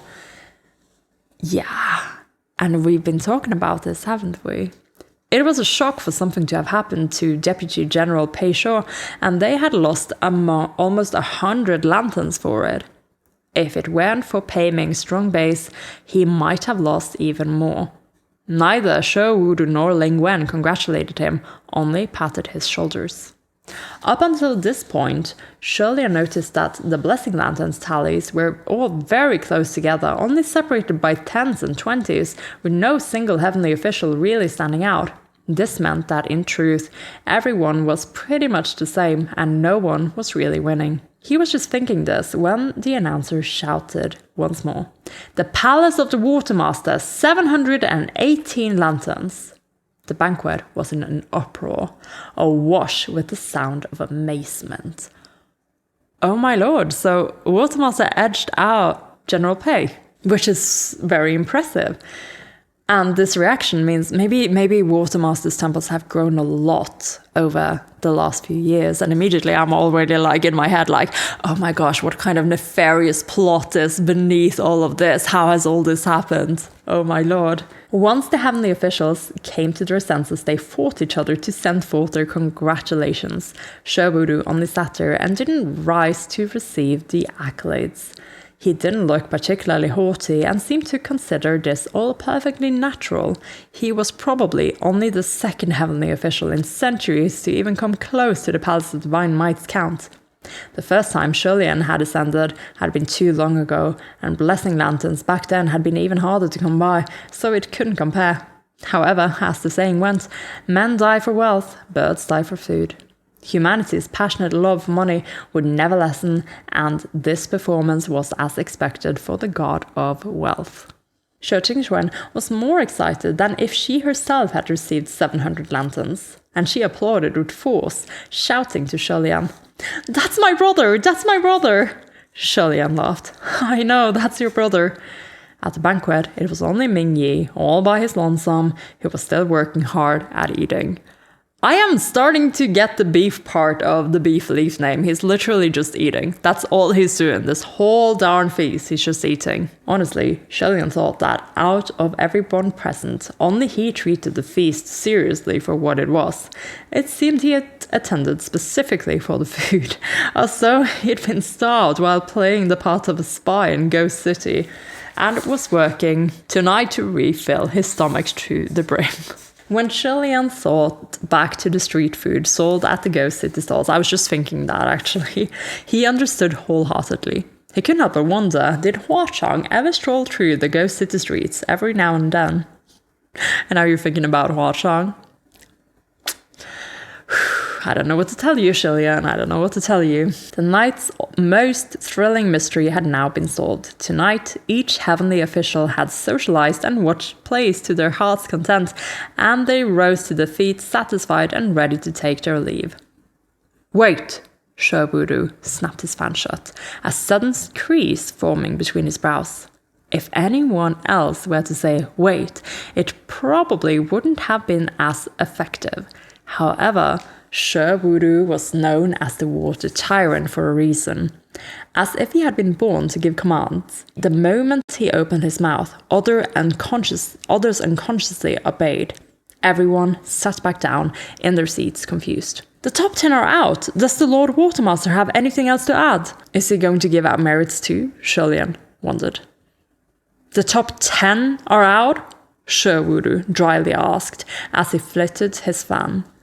No one knew what he meant except Xue Qingxuan, who suddenly cried out in shock. No! No! The top 10 aren't all out. Even if we count the Palace of Divine Might, only 9 have been announced so far. Everyone was stunned, and they soon started wondering aloud. Only 9? Is it true? I counted, there really were only 9. Someone else is ranked higher than Lord Watermaster? What? Who can it be? I don't know anyone like that. I know someone like that. I feel so... Just then, a white light as bright as day exploded across the black night. That light was from lanterns, like thousands upon millions of fish swimming through gorges to the sea. Countless lanterns slowly floated up. They shimmered and gleamed in the dark night, radiant and brilliant like floating souls in a magnificent dream. It was exceedingly beautiful, brightening the blackened mortal realm. In the face of such a striking sight, none could speak. All held their breaths, and their words lay broken in their mouths. HuaLian watched that sky full of lanterns in dumbfounded awe. It was like his own breathing had stopped, and he could hear nothing at all, and he remained dazed for a long while. It was only after some time that he realized something was wrong. The eyes of every heavenly official at the banquet were on HuaLian. The announcer official had raised his quivering hand and pointed at him. Bewildered, HuaLian asked, "What is it?" No one answered. HuaLian pointed to himself. "Me!" Next to him, Xue Qingxuan slapped his shoulder. "Yes, you!" Elip's reply. HuaLian was still in shock. "Me what? What about me?" The announcer swallowed a few times with difficulty and finally spoke again. The hundreds of heavenly officials present heard the tally from a voice that trembled with disbelief. "Thousand Lights Temple, the Palace of the Crown Prince, 3,000 lanterns! Oh my... Huachang? Hwa-chong! The romantic in me absolutely loves this, and the economically conscious person is like, you only needed 1,000. You only needed a little bit more than 1,000, Hwa-chong. This is such an overkill, Hwa-chong. All was silent. Then suddenly there was an uproar like a tidal wave. Oh my gosh, there's art on this next page. There's art. Oh my gosh, it's just HuaLian looking really shocked as all these lanterns are floating up in the background across the moon. Oh my gosh. Never had anyone won 3,000 lanterns in a single night at a mid-autumn festival banquet, not even the Palace of Divine Might, which always sat at the head, as solid as the mountains. In fact, no one could ever have imagined such a number. Even at 1,000 was difficult to pass. 3,000! That was truly unheard of. Without a single precedent in all of history, it was more than all the other top 10 heavenly officials combined. One can imagine just how incredulous every official was at that moment, and some even blurted out, "That has to be a mistake! They must have miscounted!" Aside from the ridiculous idea that the announcer official, who had been counting for the Mid-Autumn Festival's Battle of the Lanterns for years, could have coincidentally miscounted tonight, the sight of that massive band of flowing lights alone proved that the tally couldn't be wrong. And even if that number was wrong, it could only be an underestimation. Thus, another heavenly official hazarded. Could it be that those aren't real blessing lanterns? Maybe they're the ordinary sort. That basically meant, it's fraud. A few agreed. However, Shi Qingxuan shot down such talk. How could they be ordinary lanterns? Ordinary lanterns and blessing lanterns are of completely different make, and the ordinary lanterns can't fly up to the heavens, so how could these be counterfeits? If HuaLian had argued, the officials would probably have continued to doubt. However, because it was Shi Qingxuan who spoke up, and Shi Wudu was also present, no one dared say much else. Hitting a dead end, they changed tack. Everyone, where is this 1,000-light temple? When was it built? Who built it? Does any heavenly colleague know? Oh my gosh. Oh my gosh. This is so exciting. The announcer official replied, "No, but 1,000 Lights Temple was clearly written on the lanterns that floated up. But I've never heard of any 1,000 Lights Temple." Yeah, me neither. HuaLian finally snapped out of his shocked reverie when he heard these complaints, and he said quite earnestly, "Everyone, truth to be told, not only have none of you ever heard of it, I haven't heard of it either." Surely there was no way Tiansheng could have constructed it too. All the officials present lost their minds, destroyed by this unexpected thunder, incredulous and disbelieving, their tongues spitting with speculation. HuaLian really wanted to say, "It's only a game, why is everyone taking it so seriously?" But first, very few took this game as a game, and second, he had ranked first place in this game, so if he said anything, he'd be asking for it. The other heavenly officials couldn't say anything either. They hadn't taken the winning spot. So if they said anything, it would be as if they were trying to downplay not placing first. It was all exceedingly awkward. Just then, Pei Ming chuckled. "I did say that Crimson Rainsalt Flower didn't kidnap His Highness out of ill intent, but no one believed me. Will you finally believe me now?" Oh my fucking god, Pei Ming. Pei Ming outing them like this. Like he knew he was watching a romantic retelling of the Banyu arc. He knew what he was watching. It just seems like everyone else haven't really caught on that this is that was real. His reminder enlightened the crowd with a startling epiphany. If this was Hwa-chong's doing, then it wasn't impossible. It would be a simple feat for him to light 3,000 blessing lanterns like it was nothing. Whether anything was going on between HuaLian and Hwa-chong was a true mystery. Is it anymore, though? As was the nature of their relationship. Before this, the majority had thought it was more believable to say that Hwa-chong kidnapped HuaLian with nefarious intent. After all, there was no reason for Hwa-chong, who had always been unfriendly towards the heavens, to suddenly treat HuaLian differently. However, there was also no reason to suspect that this show of courtesy was insincere, since it was so at odds with HuaChang's usual wild lawlessness. After the Mid-Autumn Festival banquet, one would be hard-pressed to say HuaChang harbored malevolence towards HuaLian. 3,000 blessing lanterns! Even for the watermaster who controlled wealth, that wasn't something one could pull off just because they felt like it. Amidst the chaos, the sound of steady clapping suddenly came from the head of the feast. G officials looked to the sound and saw Junwoo slowly applauding as he smiled at HuaLian. Congratulations, Shanda! HuaLian knew Junwoo intended to take the heat off him and was grateful for it. He bowed his head. Junwoo sighed in awe. You always manage to create miracles. Seeing that exchange, the feast quieted. Yup. Daddy Dearest came out to defend his favorite. After some hesitation, the crowd finally took Junwoo's lead and clapped. Their applause uneven as they sent their congratulations.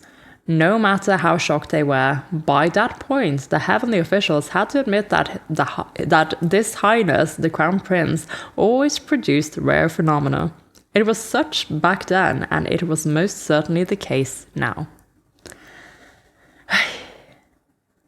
The Mid-Autumn Festival banquet had ended, and the relentlessly rumbling Thundermaster had also packed up. That was the Thundermaster? That was the Thundermaster creating the thunder? I mean, sure, of course. Of course it was. The one who had cheered the hardest throughout it all was, of course, Che Qingxuan. No matter whose ranking rolled out when, she would be the first to applaud. Except for Pei Ming, of course. At first, HuaLian wondered if stealing the Watermaster's thunder and bumping him from second place to third would provoke his ire, but Shewuru didn't seem upset. Pei Ming and Ling Wen both congratulated him, and afterward the trio started discussing whose mountain hot springs would be the best suited for a relaxing spa day and Tina massage. Oh my gosh, they're going for a spa day. Get in, losers, we're going spa day. Hearing them, Che Qingxuan asked, Gah, you're all going out to play again? Shewuru folded his fan. Mm-hmm. Ling Wen crossed his arms and chuckled. Lord Windmaster, want to come along? No, I've already made plans with people, Che Qingxuan replied. Shewuru frowned. I hope it's not with anyone unsavory. Is there anyone unsavory other than General Pei? Ling Wen quipped. Better shut up now, noble Jie. Pei Ming wants. Which is a callback to the play about and I was explained that the word could also be translated to be very, very coupley, very cutesy. So that's kind of funny. I love them quipping back at each other. HuaLian waited until the two siblings spoke a few more words to each other, then prepared to leave the banquet with Che Qingxuan. On the way out, they bumped into Mu Qing. It wasn't clear whether he'd been watching HuaLian, but he certainly didn't look so pleased anymore. Feng Xin, however, was the exact opposite. When he rose to leave the feast, he called to HuaLian, Congratulations! HuaLian nodded to him. Thanks. Lang Yang was settled in the palace of the Windmaster in the heavenly capital. The boy had been cleaned up, but he was still rather shy. When HuaLian picked him up and descended, the boy didn't talk much on the road. HuaLian first went into town to buy some fresh fruit for him to eat, but he didn't immediately return to Puchi village. Instead, he first went into a patch of nearby woods. This forest was quite lively. A bare-chested young man was hung upside down by a white silk band. Profanities and vulgarities spilled from his mouth, and a little child squatted under him, slapping away mosquitoes. It's this it's gotta be Guja and Chirwong. HuaLian had Lang Ying stand outside the clearing, then strolled leisurely over. When that young man saw him, he raged. HuaLian, you piece of shit! Fucking let me down this instant! I'm gonna die! HuaLian, however, said warmly. It must be years since you last got bit by mosquitoes. Is it so bad to have a taste of being alive again? That young man was indeed Chi-Rong. HuaLian had expected him to misbehave, and that he'd surely try to goad Guji into cutting Roya, so HuaLian had instructed Roya thusly, should Chi-Rong try to escape, drag him to these woods and have fun. And I like Roya's idea of fun. I think this little silk band is onto something. Chi-Rong was using another's flesh as a shield against HuaLian, so HuaLian couldn't beat him to a pulp very often. However, he could still make that flesh suffer petty pains of other sorts. HuaLian had chopped firewood and scavenged in this area, and he himself had suffered being bitten to bits by mosquitoes. It seemed Chi-Rong was also presently bitten all over, and he looked more miserable than a dying man as he cussed loudly. "Where's your snow-white lotus heart? Why can't you pretend to be a sickeningly sweet good person now?" Guji hugged HuaLian's leg and wailed, "Dogogo, please let my dad down. He's been hanging for so long." Oh my gosh, fucking Guji. HuaLian patted Guji's head. Immediately after, Chi-Rong yelled as he fell to the ground in a heap. To return to Buchi village, they had to traverse a maple grove. HuaLian dragged along a bare-chested young man spewing curses, and following behind him were two children, one crying and sobbing, the other sullen and quiet. What an odd group we make, HuaLian thought, same HuaLian.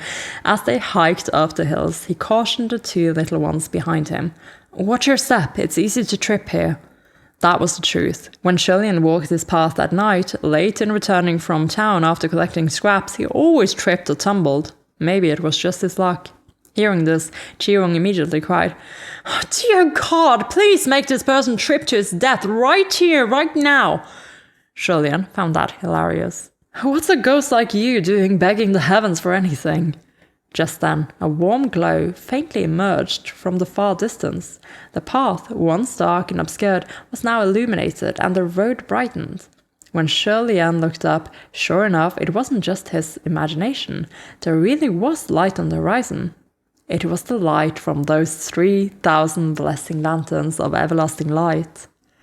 Oh my gosh, the temple, is it nearby? The lanterns floated majestically in the night sky, overcoming the shine of the stars and the moon. HuaLian watched, spellbound. After a moment, he breathed out a whisper. "Thank you." Chi-Rong didn't know what any of this was about and snickered to him. "Why the fucking thanks? Other people are just playing around. They're not lit for you. Stop thinking so highly of yourself." HuaLian grinned, but didn't say anything, and didn't rebuke him either. He only said, "That beauty exists in this world is, in itself, something to be grateful for." There was beauty in his heart, and he wasn't afraid of killjoys. Borrowing the light of those distant lanterns, HuaLian continued forward. And that was the end of chapter 42. Oh my lord. Oh my lord. That was fun. That was such a fun chapter. I enjoyed that a lot.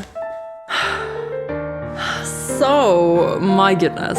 This chapter was super exciting in that we really get to kind of know a little bit more about the hierarchy in heaven. We get to know a little bit more about how popular each of the gods are, and a little bit more about why these things are happening. We have learned so many small details about all of these characters, and at the same time, we have made gigantic leaps in the sense of establishing HuaLian again in heaven, and also, just HuaLian. I am enjoying the fact that this happened so much. It feels like a guilty pleasure, because it's kind of cheesy, it's kind of corny that 3,000 fucking lanterns stand long. You couldn't have stopped at 1,500? No, he had to go the whole way. I'm gonna give more lanterns than all of the top 10 combined, including the Emperor. Oh my lord, oh my god. The lanterns. Oh my gosh, I have seen lanterns in Oz before. There are lanterns in a lot of places in TGCF Oz, including right here on the pen I'm using. It's got Sandang holding onto a lantern. And I know there are more. There are more lantern arts. I know. Yeah, this one has HuaLian holding a lantern, actually. And Volume 8 also have the lanterns. The lanterns are a HuaLian thing. They are. I see that now. I have unlocked the lanterns, I feel. The lanterns have been unleashed. So that was exciting. That's so exciting. Like, it's one of those scenes that just, again, it feels a bit cheesy, but at the same time, it just feels good. It feels nice to kind of have HuaLian kind of get that vindication, even though he wasn't expecting it for himself. But like, us as readers, we're feeling it for him, you know? To him, it's just, like he says, it's beautiful, for one. And that thank you, oh my gosh. No, Sanna! We still, I mean, Hwa-chang was there in the play, but we did not encounter Sanlang yet, which is unfortunate. I really want to read on until we encounter him, and I might consider it. Give me a few more minutes to get some tea and to finish this discussion, and then I'll consider reading another chapter. And this one was like 20 pages, and I think the next one is of a similar length, so it shouldn't be too hard to do. We can do it. We can get to it. But yes, as I was saying, we're learning so much more about all of the characters on this board, really. We are learning about how this whole scandal with Peisho has affected Mingguang's temple as on a whole. We're learning way more about Ling Wen's situation as a heavenly official. We're learning about how She Voodoo is making leaps in popularity and is doing way better in this competition than previously thought. In other words, he is perhaps, after the Emperor, one of the most popular god now. We're learning things about the relationship between Windmaster and Watermaster, between She Qingxuan and She Voodoo. And I've gotta say, I'm not very impressed at this moment. Like, I am sure that they care for each other, but oh my gosh, this is not amazing. I don't really know if I like the way She Voodoo seems to have so much power over She Qingxuan, and how She Qingxuan becomes a slightly different person around him. Not entirely different, but all the bravado from "I'm not afraid of my brother," like HuaLian commented on this as well. It's obviously not quite like that. And Mingyi is more popular than I thought. Mingyi has a lot of worshippers, compared to, I mean, the Thunder Master wasn't even in the top 10.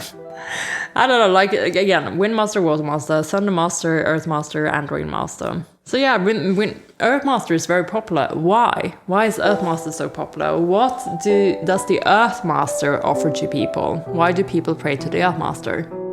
And the Rainmaster, the reason why they only have one lantern is just to show face, because they don't want their believers to be sending these lanterns to begin with. Impressive stuff, actually. And Xuan Yizhen has a very precarious sort of place in heaven. He's not very popular among the other gods. It doesn't seem like he has a place, and honestly, I think that's gonna be key to him meshing well with HuaLian later. I feel like they're gonna mesh well. For some reason, I feel like HuaLian's empathy and having helped him out, that this is gonna amount to something. Maybe another friendship, maybe another ally to be gathered over here. And once we start this maybe plot over here, yeah, I can totally see this happening. Okay, that was a little overwhelming, but a lot of fun. I'm gonna go get some tea and I'll be back in just a second, and let's see how I feel about reading maybe another chapter.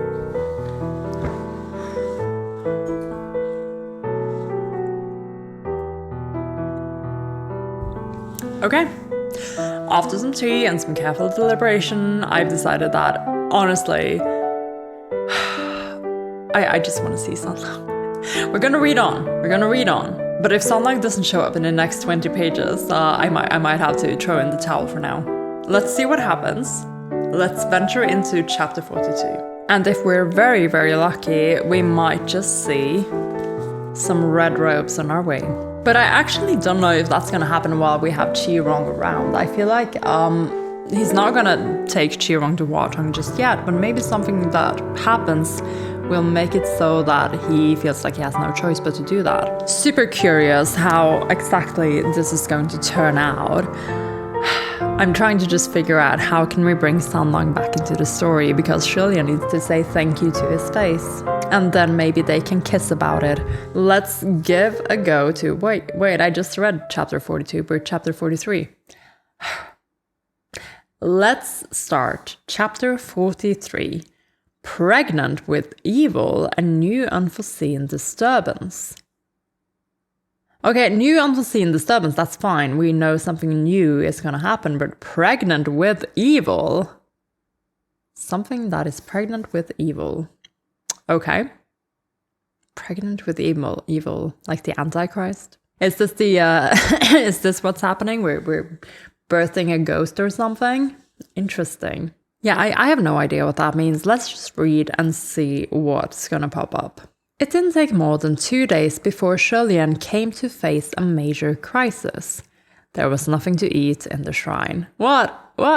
Nobody's coming around with offerings? Well, if he was by himself, he'd only need a few steamed buns and maybe a small plate of pickled vegetables for a whole day's sustenance, maybe pick some cucumbers from the fields to munch on, and he'd be perfectly taken care of. The Pucci villagers provided offerings that were more than sufficient to take care of his daily needs. But now there were 3 more mouths to feed at the shrine, and between 2 live humans and a ghost, it didn't take long before they cleaned him out of rations. Alright, so we're gonna go out and search for food.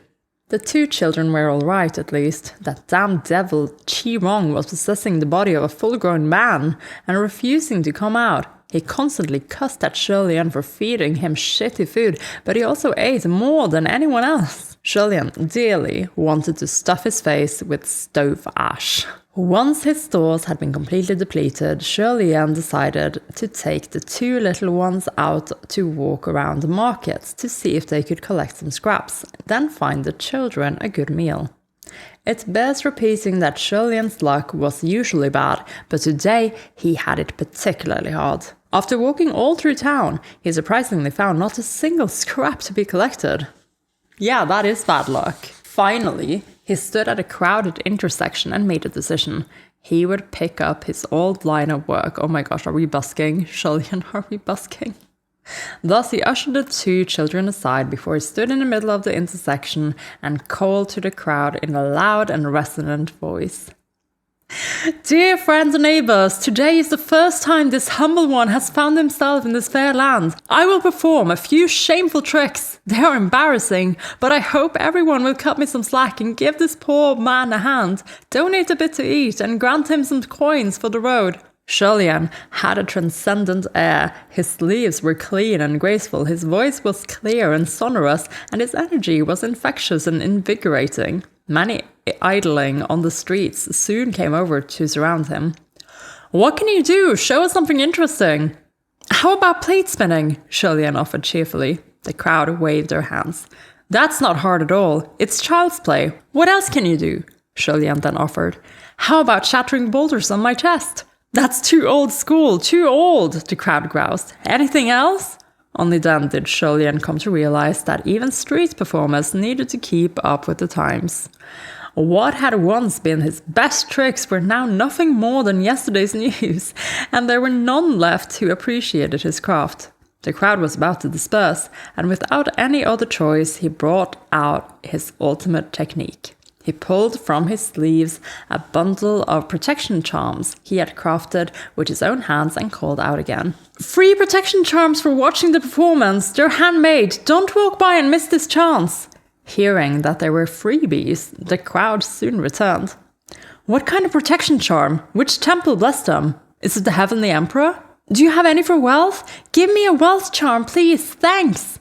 I want one from Juyang Shenzhen. I want one from Juyang Shenzhen. Please say one for me. Juyang strikes again. Oh, no, HuaLian explained. The ones I'm giving away are from the Crown Prince of Shanle, blessed by Pucci Shrine, guaranteed effective. Of course they were effective. Thousands of people prayed to the other heavenly officials every day until their ears buzzed with white noise. If they determined something was even slightly too much work, they'd hand it to the junior officials under them. As for HuaLian, he only heard a few prayers at most. So who was more likely to actually listen? The crowd scoffed. What the hell? We've never heard of him before. It's okay if you've never heard of him, HuaLian assured him. Pucci Shrine is located in Pucci village, just 3.5 kilometers out. Everyone's welcome to pay a visit, and there's no need to bring offerings. Before he even finished, the crowd broke up. I don't like watching my son not succeed. Soon after, every single one of the spectators threw away the charms. HuaLian trotted over to pick the charms back up, patting them clean before stuffing them back into his sleeves and not looking the least bit bothered. Oh my god, HuaLian. Unbothered king, I could never. As he collected them, a pair of cloth shoes stopped before him. HuaLian looked up and saw Long Ying's raven black eyes peeking out from under his bandages, watching him intently. What's wrong? HuaLian asked gently. Go over there and sit with Guju. Just wait for me for a bit. Long Ying was quiet. Just then, the doors to a mansion at the end of the large street suddenly burst open, and a man was thrown out, followed by angry shouts. Quack, doctor! The pedestrians on the streets immediately rushed over with thundering footsteps to watch the show. The protection charms that hadn't yet been retrieved were instantly crushed. Dirtied and torn by the trampling. This is so... HuaLian watched speechlessly and gave up on saving them. He made Long Ying go back to watch over Guji, then went to check things out himself. As he approached the entrance to the mansion, a man who appeared to be a wealthy merchant was arguing with an old man who appeared to be a doctor. What did you tell me when you came yesterday? The wealthy merchant raged. Didn't you say there was nothing to worry about? How do you explain what happened today? My wife neither fell nor ate anything foul, so how has it come to this? The doctor, however, cried in justice. When I came to diagnose your madam yesterday, she was perfectly fine. I think you need to find a Taoist, not a doctor. I know a Taoist. The wealthy merchant flew into a rage. He stood with one hand on his hip and the other pointing accusingly. My son isn't yet lost, so why do you curse him, you fake doctor? Watch yourself! I just might sue you for all you're worth. The doctor scooped up his medical case and clutched it close. Even if you sue me, there's nothing to be done. I really can't make sense of that pulse. I've never seen anything like it in my life. The crowd jeered. Find yourself a new doctor. Maybe you should go find a Taoist. HuaLian instinctively felt there was something off about this affair, and he raised his hand above the sea of people. Please look here, there's a Taoist here. I'm a Taoist. Everyone turned to look at him, puzzled. Aren't you a street performer? HuaLian explained politely. That was only a side gig. Thank you. He walked up to the merchant. Will you bring me to see the esteemed madame? Shrill screaming could be heard from inside the mansion. The ladies in waiting were obviously panicking. The wealthy merchant had summoned a new doctor who hadn't arrived just yet, and men facing a desperate plight will do anything. So he dragged HuaLian inside to see his wife with no further questions. And HuaLian grabbed the recently expelled doctor on the way in. When the men entered the bedchamber, there was blood all over the floor. And the young woman lay upon the large, flower-curtained bed. Her face was white as a sheet. She was clearly racked by severe pain and acute agony, and would have surely been rolling about hugging her belly if the ladies in waiting had not been holding her down. The moment HuaLian walked through the doors, all the hairs on his neck raised. This chamber was exceedingly heavy with yin energy, and that energy came from one place. That woman's stomach, okay? Here we go, pregnant with evil, eh? HuaLian immediately moved to shield everyone behind him and shouted, Don't move! There's something not right in her belly! The wealthy merchant was terrified. Is my wife about to give birth? Well, maybe, but you're not gonna like what's gonna come out. The doctor and the other ladies in waiting couldn't stand such ignorance, and they snapped at him. It's only been 5 months, how can she... possibly be about to give birth? Oh my god, 5 months. Dude! The wealthy merchant raged at the doctor. If she's not about to give birth and you have no clue what else could be wrong, then you're a quack. You can't even read a pulse. The woman wasn't going to faint, and HuaLian shouted again, "Everyone, be quiet!" Then he drew function. Seeing him suddenly unsheath a long, black, murderous-looking weapon made everyone jump in surprise. "What are you planning?" They saw HuaLian release his hand, and the sword actually floated in midair. Now, everyone was stunned. Function hung overhead, the tip of the blade facing down and pointing at the woman's swollen belly. The killing aura of the sword was intense, and all of a sudden the crowd saw the woman's belly move. Within it, a lump of flesh raised up, jerking left and right. It thrashed about until finally the woman hacked and coughed violently, and a stream of black smoke spewed from her mouth. Function was at the ready and immediately struck the black smoke. The woman let out a long wail of, "My son!" and instantly passed out then and there. HuaLian called back the sword and sheathed it anew on his back. He then turned to the doctor. "It's fine now." The doctor's eyes were wide and his mouth agape. HuaLian waved his hand in front of the doctor a couple of times before he tentatively approached. The wealthy merchant looked joyous. "Is my son safe?" But after the doctor felt the woman's pulse, his voice trembled with trepidation as he said, "It's gone." The wealthy merchant was dumbfounded, and after the shock passed, he roared, "Gone? How did she miscarry just like that?" HuaLian turned to face him. "The madame didn't miscarry. The baby is gone. Gone, do you understand?" "What's the difference?" the wealthy merchant demanded. "It's quite different," HuaLian said. "Miscarriage is miscarriage. Gone means this. There was a child in madame's belly at first, but that child has now disappeared."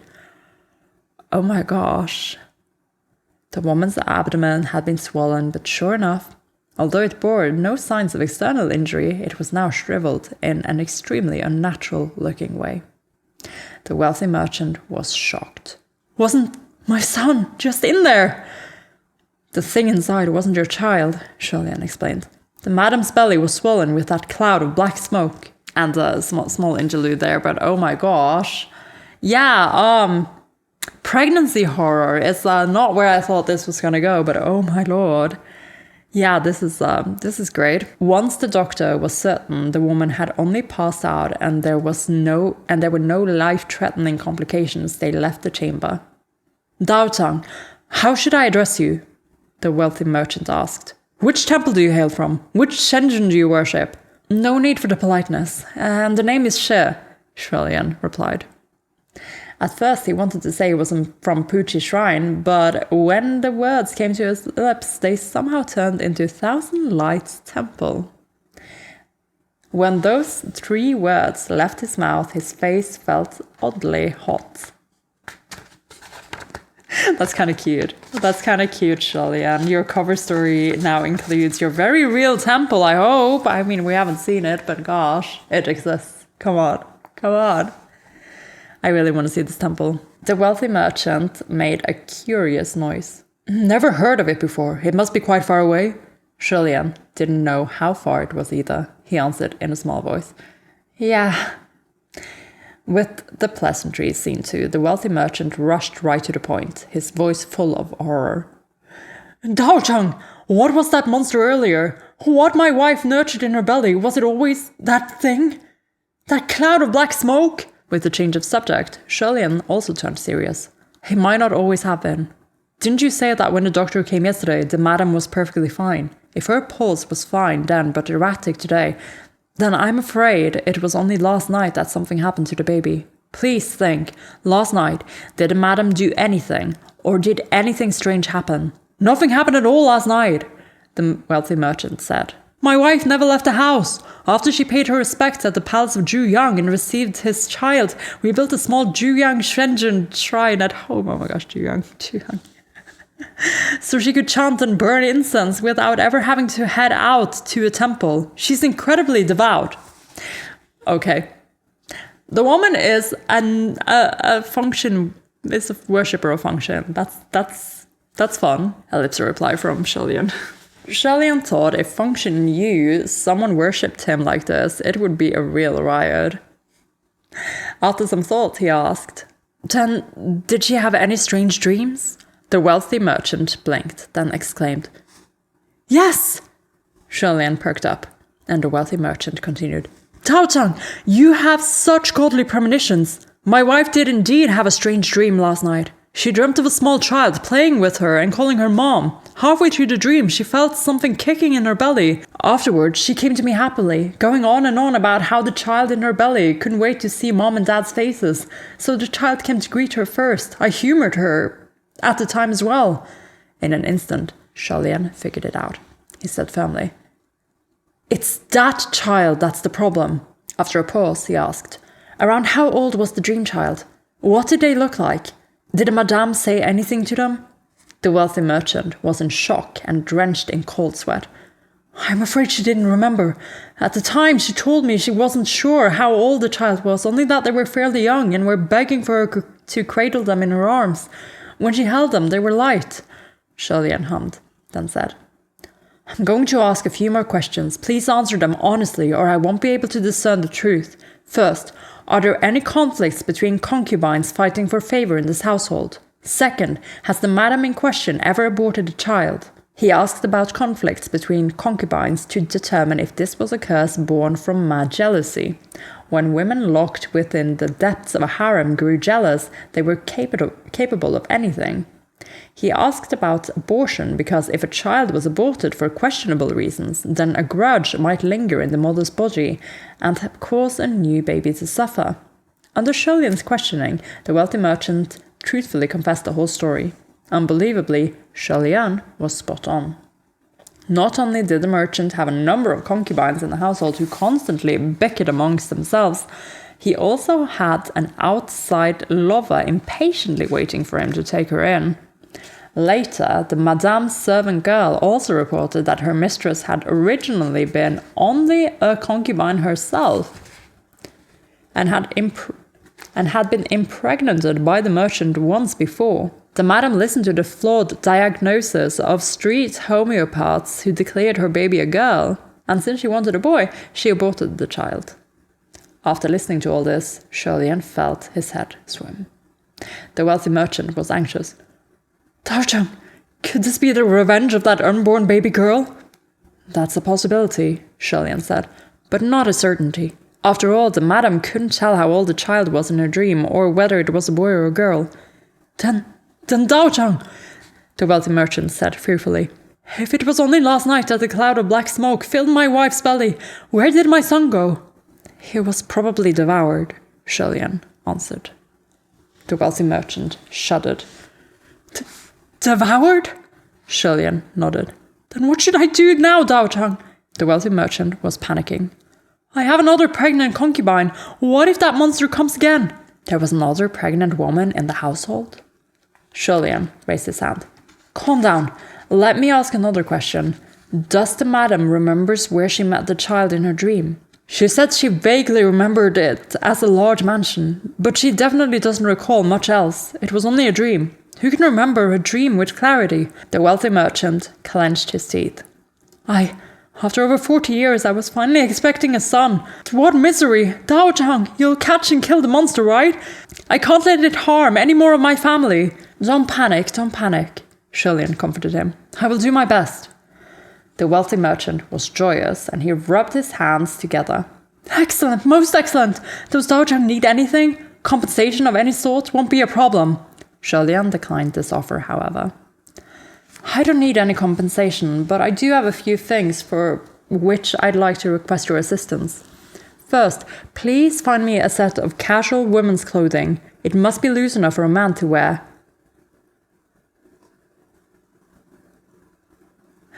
"Also, I'm afraid I'll need a lock of hair from the expecting concubine to craft a spell." The wealthy merchant gestured to the servants. "Are you not taking notes?" "Second, please advise your expecting concubine to sleep in a different chamber," HuaLian continued. "No matter where or when, if she should hear the voice of a strange child calling her mom, she must not answer. She absolutely must not answer. It's best if she doesn't even open her mouth. People often don't realize they're dreaming, and their senses and self-awareness become dulled. But if you deeply ingrain this in her mind, perhaps by repeatedly reminding her in her ear as she sleeps, maybe it will work. The wealthy merchant acknowledged the instructions. HuaLian then said, "And third, I have 2 little ones with me today. Please take care of them and give them something to eat." "For small things like that, never mind 2 requests. I would fulfill 100 for you," the wealthy merchant exclaimed. Finally, it had come to the most important item. HuaLian said, "4. He took from his sleeves a protection charm blessed by Puchi Shrine and handed it over with both hands and great solemnity. "Please take this protection charm and cry, 'Your Highness the Crown Prince, please protect me.' That way, this case will be marked under my shrine's title." Oh my gosh, HuaLian, you hustler! Getting those requests in. Lips a reply from the merchant. I can't believe I have on the lips a reply that's not from Function or Mooching. That's amazing. For volume 3, mind you. That night, HuaLian once again changed into women's clothing. Although he was no stranger to cross-dressing by now, it was his first time pretending to be a pregnant woman. Are you for real? Are you freaking for real? I mean, in the context of the plot, I guess it makes sense. He's taking the place of this concubine to try and lure the ghost, right? That makes complete sense. It took him no more than half an instant's time to get his makeup on, and once his face was painted, he stuffed a pillow up his skirts to give himself a belly, with a lock of hair from the expecting concubine hidden in said pillow. He was calm as he lay on the bed and slowed his breathing. It didn't take long before he fell deeply asleep. An unknown amount of time passed. HuaLian slowly opened his eyes. The sight before him was no longer the bedchamber of the wealthy merchant's concubine. It was a resplendent pavilion. HuaLian's first reaction was to feel for whether Function was still next to him, and when he felt it was so, he relaxed. Function was a sacred sword after all, so it was bound tightly to his person. After that, he slowly sat up, and he found the bottom of his palms to be strangely sticky. When he raised his hands to look, he discovered he was lying on a bed covered in a terrifyingly large pool of blood. It had not yet dried, and it had painted him an alarming shade of red. HuaLian was used to strange sights, so he calmly got out of the bed. He took a couple of steps and suddenly felt something drop from him. Looking down, it was a pillow, and he hastily picked it up and stuffed it back under his skirts. As he took another few steps, his belly dropped again, so he had to keep holding onto it with both hands as he surveyed his surroundings. Having grown up in a royal palace, he had been unconsciously influenced by the things he saw and heard there, so when it came to beauty, HuaLian had his own metric of judgment. While this little establishment looked exquisite, it was filled with a certain feminine fragrance. If he had to guess, it was a restaurant or a place of pleasure. Regarding the architecture, the style was really quite old, very much like a building from centuries ago, although he couldn't pinpoint when. Okay, so this ghost is a lot older, most likely, this if it is indeed a child.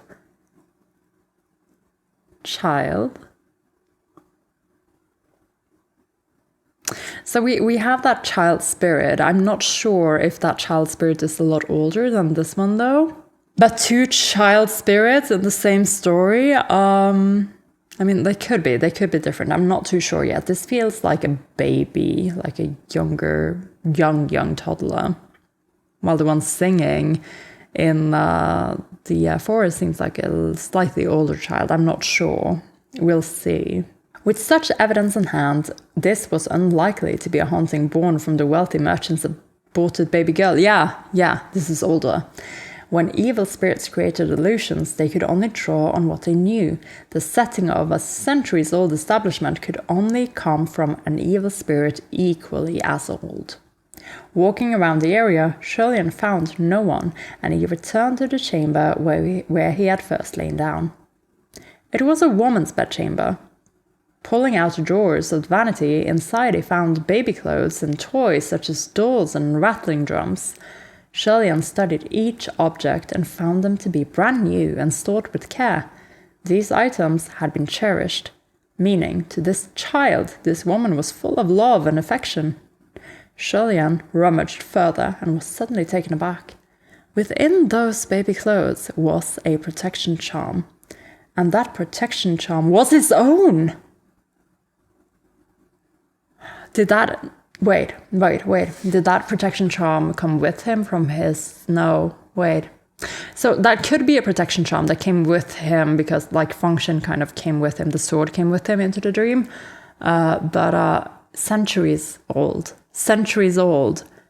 Is this Chandler? Wouldn't HuaLian have recognized if this was Chandler though? Like immediately? I don't know. It was his own. Flabbergasted, HuaLian had to verify it thrice. It wasn't a mistake, it was absolutely his own protection charm. And it wasn't one of the simple charms he'd crafted recently, the ones for which he went into the mountains to pick herbs, sewed by hand, drew by hand, and tied with a red thread. This was the protection charm that almost everyone in the kingdom of Chandler had owned 800 years ago, during the peak prominence of the crown prince of Chandler. The material and design were intricately exquisite, and it was stamped with the details of its provenance and whether it had been blessed. Could the lady of this establishment have once been one of his believers? Oh my goodness. Oh my goodness. Okay, so restaurant or a house of pleasure, like, is this a brothel? Is that what we're saying? If this is a character we've met, I only know one lady in Chandler. In that dead silence, HuaLian suddenly heard the sound of giggling. It was clearly the laughter of a baby. It came abruptly and echoed everywhere in the room, which obscured its source. HuaLian didn't move or react, but his mind churned. That laughter sounds familiar. Where have I heard it before? Just where? Oh my fucking god. Is this the child spirit? Is that what we're going into? We're taking the child spirit back? Then it hit him. A memory of a child's voice surfaced. New bride, new bride, new bride in the red bridal sedan. Brimming tears past the hills, smile not under the bridal veil. This is so exciting. It was the voice of that child spirit he'd heard at Mount Eugene when he was in the marriage sedan. When HuaLian snapped out of it, the laughter also came to an abrupt stop. He turned around swiftly but saw no trace of the singer. After the affair on Mount Eugene, he'd asked after the child spirit in the spiritual communication array, but everyone told him there was neither child spirit nor anything of the sort to be found on the mountain, and only he had heard the voice. This was the second time this child spirit had appeared before him, so was it a coincidence, or was it deliberate? Oh my gosh, I was just thinking, guys, so my current theory about this now is, so that woman... Remember Chandler? We have this woman at the Chandler protests who presumably, who we kind of assume was assaulted, perhaps sexually, by a young man because he wanted to marry her so that he wouldn't be kicked out of the city.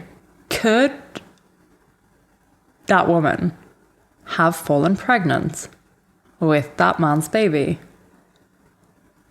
And that would explain why she would have the protection charm of the crown prince. And and then things probably went to shit, huh? Because that man died. He was beaten up and killed by the merchant people in Chandler. And she was... could this be the story? Oh my lord. This is so dark, but I'm gonna have to read on so we can find out. This was the second time this child spirit had appeared before him, so was it a coincidence or was it deliberate? The child spirit dropped laughing and called out, Mom? That call came from nearby, but HuaLian couldn't figure out where. He stood there, unspeaking, holding his breath, his ears intent. After some silence, the child called out again. "Mom, hug me!" This time, HuaLian figured it out. That voice came from his belly. Oh my god. What in the horror? HuaLian had been holding the fake belly with both hands, and only now did he realize with astonishment that the pillow in his hands had grown heavier. He smacked it soundly, and a lump of something tumbled out of his clothes. It seemed to be a ghastly, pale child, and it spewed some substance from its mouth before scrambling away to the darkness and disappearing. Oh my god, oh my god.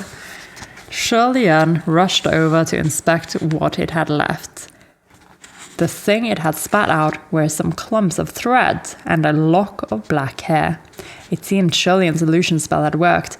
That little ghost had wanted to devour HuaLian's child the way it did that pregnant woman's, but instead it consumed the cotton stuffed into HuaLian's robes. Soon after, HuaLian heard it cry sharply once more. "Mom!" No matter how it called, how pointedly it cried, HuaLian never opened his mouth. He was determined that the child spirit was in fact the spirit of a fetus, and this chamber was the room where it or its mother had once lived. Evil spirits took the form and age of what they had been upon their death, yet it had mostly appeared as a cloud of black smoke or a blurry white shadow. This meant the spirit itself didn't know what it should look like, so it had no proper form. The baby clothes in those drawers clearly hadn't been worn, and that terrifyingly large pool of blood on the bed brought HuaLian to conclude that the lady of this chamber had miscarried. Even so, her unborn child already had shape and retained a bit of consciousness. On becoming a fetus spirit, it wanted to return to its mother's belly, and so it had sought out a wealthy merchant's wife. When it called to that woman in her dream, it had been the wrong move for her to open her mouth to acknowledge it. It must be said that the bond between mother and child is special, and therefore acknowledging the title was a form of permission. When she opened her mouth, she gave the evil thing a chance to enter. The little ghost dove in, slid into her belly, and devoured the original fetus like a cuckoo in the nest. HuaLian was a man, but he wasn't sure whether the child spirit would take the chance to sneak into his belly if he opened his mouth. Just in case, he thought it best to keep his lips shut. Keeping them tightly sealed and gripping function in hand, HuaLian searched for traces of the child. He had always possessed an exceedingly sharp instinct for danger, something that had been refined through thousands of battles. Even without a clear line of sight, as long as he had a hunch, he could thrust his sword and hit the mark 9 times out of 10. HuaLian's strikes were weakened in the child spirit's illusion, but after multiple hits, the spirit seemed less inclined to those bouts of laughter. After doing this for a while, HuaLian felt a sudden pain spike in the bottom of his foot, and he paused briefly. It seemed he had stepped on something extremely sharp. The child spirit saw him fall for its trap and cackled slyly.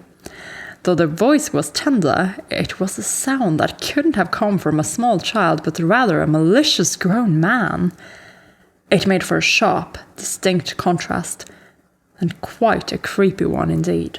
However, HuaLian's face never even twitched, and he didn't slow his pursuit. With a flick of his hand, he struck out with his sword again, and the blade pierced its target once more. It had played with fire and was burned. The child spirit yelped in pain and hid far, far away. Only then did HuaLian take a glance under his boot. It turned out he had stepped on a small, thin needle planted into the floor, pointing straight up. It had obviously been placed by the child spirit on purpose, in the hope that HuaLian would cry out in pain. However, it miscalculated. HuaLian was excellent at tolerating pain. Oh gosh. Never mind stepping on a needle. If his leg were caught in a giant snare, he wouldn't utter a sound if the situation called for him to bear it in silence. That tiny little needle was buried deep in his foot, and HuaLian wanted to pull it out at first, but since the child spirit scurried away after the setback, he was afraid it would take this chance to escape and continue to harm others, so he chased it out of the chamber with the needle embedded in his foot. Oh my god. After a while, he stopped feeling the pain and was able to run like the wind. There was no sight of the child spirit anywhere in the building, and HuaLian was baffled. Was it actually scared off by my attacks? Just then, without a breeze in the night air, a nearby window opened by itself. HuaLian immediately rushed over, but was shocked by what he saw. Outside the window, there was no sign of streets, no mountains, no pedestrians, only a deep, bottomless lake. On the other side of this lake, there was a house, and in that house there sat two small children, Longying and Guju, eating at a table. Oh my god. What are they doing here? They didn't seem to notice the thick black swirl of smoke directly above their heads, which cackled and cried out in a sharp voice, "Mom! Mom!" HuaLian's heart lurched. His hands gripped the windowsill, ready to warn them aloud, but then he remembered not to open his mouth and forced his voice back down. Although this was nothing more than the child spirit's illusion, he didn't know whether Longying and Guju had truly been pulled in. If they had, then any harm they suffered here would affect their real bodies. He searched for a vase or something to hurl over as a warning, but he couldn't find anything suitable. Tables and chairs wouldn't fit through the window, and on top of that, the lake separated the two buildings. Did this mean he had to swim over? Just then, Guju yawned. Oh no, looking listless. The cloud of black smoke suddenly gathered, ready to slip into his mouth. Children's bodies had terribly weak defenses when it came to such things, and the spirit might be able to intrude even without permission. Oh my god. This is not good. HuaLian, oh my gosh, we're coming up on the end of the chapter and there is still no Sannang. What are we going to do? HuaLian had no time to think about swimming. In a split-second decision, he shouted, "Close your mouth! Run!" The moment he shouted, Longying and Guju jolted awake, closing their mouths in surprise as they leapt to their feet. The child spirit, however, had suddenly disappeared. In the next second, a cloud of black smoke exploded in HuaLian's face.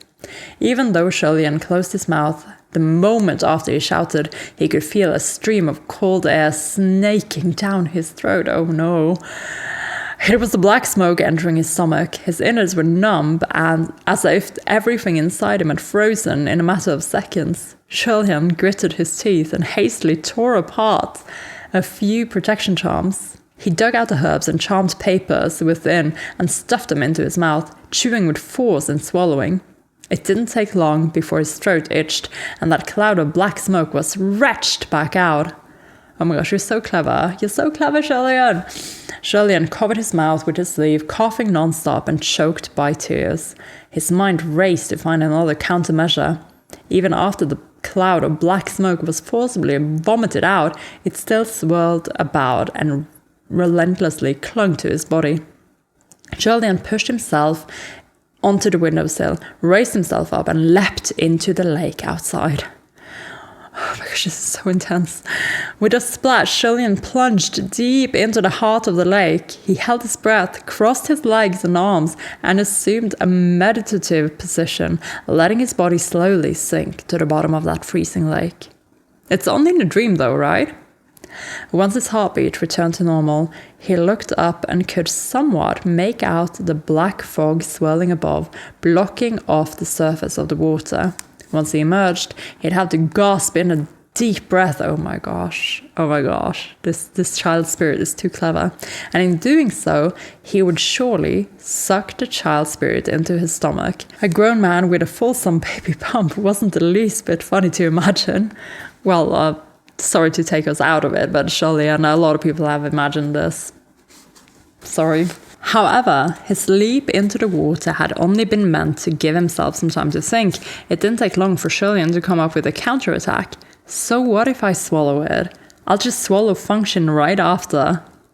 He had learned that trick when performing on the streets. Although it might hurt, whatever, as long as the child spirit could be captured. With his mind thus made up, HuaLian released his arms and started swimming upward. But the muffled sound of sloshing water came from above, and suddenly a vast expanse of burning, vivid crimson red flooded his vision. Oh my gosh, is this blood? A tangle of winding, raven black locks. No. It's not blood. It's not blood. Oh my god.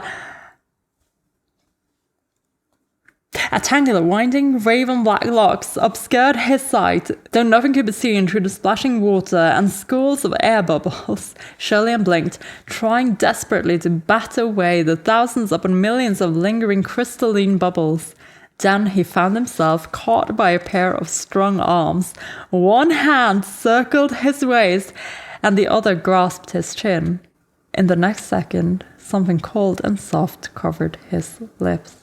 That better not be a hand! That better not be a hand! Oh my god! Oh my lord! We're at the cover scene, oh my gosh! This is the scene in the cover! What do I do? Oh no! I can't read. How many? Oh my gosh. It's a very short chapter. It's not a very short chapter. It's like 16 pages, but oh my gosh. Let's see, 305 to 322. It's like 15, 16. It's 16 pages. Oh no, that's too long. Oh my gosh. Oh my god, I can't just stop there. Oh no. Oh no, what do I do? What do I do? I can't just stop there. There's like chills running through me, like, oh my gosh, this scene was so intense, and now we're going to this. That's Hwa-Chang. That's Hwa-Chang. The crimson red robes and the oh my god. Oh my god. Oh my god. And we're saving HuaLian in this dream. How are you in this dream, Hwa-Chang? How are you in this dream? Oh my gosh, I can't stop here. I'm just gonna have to brave on. Summary of the chapter. Fucking child spirit reappeared. It has something to do, presumably with a woman from Shanle, presumably with this woman from Shanle, and the child was aborted. Oh my god, this is insane. This is insane. All the threads are kind of just collecting like this. I can't believe it. This is insane. Woman from Shanle had a baby, miscarried, and this baby has become this relentless monster now for some reason, and it's just what even? Like, all of that was so creepy. The horror, the pregnancy horror of all of this is just very well executed, and this really affected me. Like, I felt this in my skin. Oh my goodness. But then we're in this sort of impossible situation where HuaLian once again has decided that the solution to this situation is, well, I'm gonna swallow the child spirit and I'm gonna swallow a sword after it. Because that's gonna, help me catch and kill the spirit, or at least catch it. So, it might hurt, but that's a valid option. But before we can make this very valid option, we're getting saved. We're getting saved by Hwa-Chang. And this is kind of plot relevant. This is kind of thematic in the sense of HuaLian being like, well, this is gonna hurt, but I guess I'm gonna do it. And then Hwa-Chang shows up and it's like, no, actually, which is, again, it's thematic. It's how Hwa-Chang now is helping HuaLian not having to make those choices. And I think that's really beautiful. But oh my god, was that a hand? Did he put his hand on his mouth? Or, oh my gosh, I'm not going on. In the next second, something cold and soft covered his lips. Cold and soft. It could be his hand. It could still be his hand. I could be so cheated out of this, but for a second there, I was like, oh my gosh, is that a kiss? I guess we're reading chapter... This was not a part of my plan, guys. I am so sorry, but I guess we are reading chapter 44. Mind in disarray, but say not that the tender heart is too. In that instant, HuaLian's eyes bulged.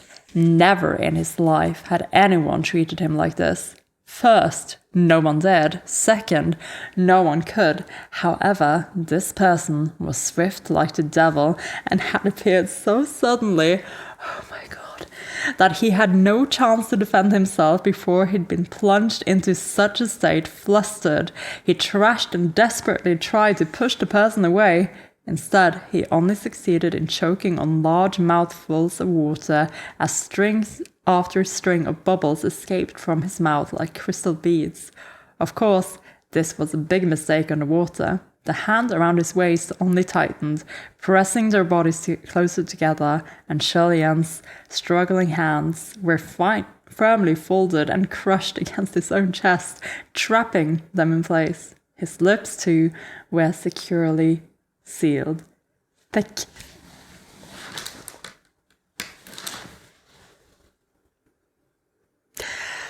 The kiss deepened, and with it, a breath of cool, gentle air was transferred into his mouth. Completely helpless and at a loss, just as HuaLian began to accept his fate, he finally saw the person's face clearly. It was HuaChang. The moment he realized it was HuaChang, he stopped, struggling. Innumerable random thoughts popped into his mind, all inappropriate for the time and place, such as, so it was HuaChang, no wonder he's cold. Ghosts don't need to breathe, but he can still transfer air to me? Don't go sink in the water. HuaChang's...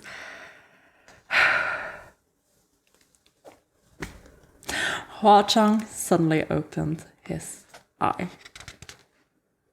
Oh my fucking god.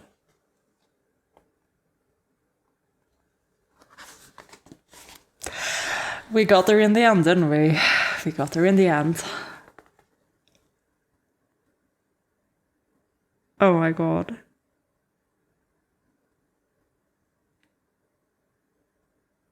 What in the Little Mermaid is this?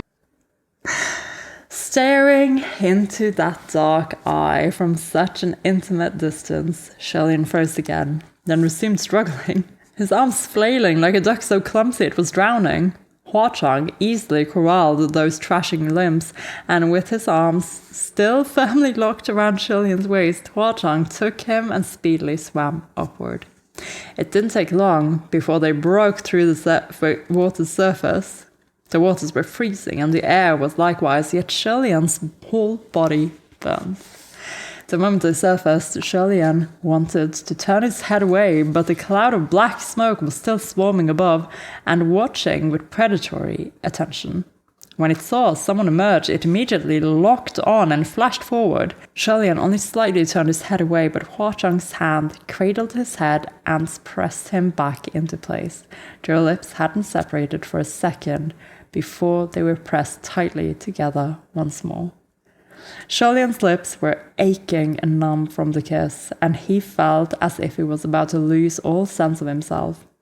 If this were anyone else, he would have long since stabbed him with his sword, but it just had to be HuaChang. He was so completely at a loss as to how to respond that tears threatened to fall. Just then, beyond HuaChang's face, he saw thousands upon millions of silver butterflies break through the water beside them. With a sharp trill, that rain of butterflies shot from the surface like iron pellets, their blade-sharp wings reflecting a chilling glare. Within moments, the child spirit was slashed apart and screaming, and the black smoke dispersed as it tried to flee in all directions.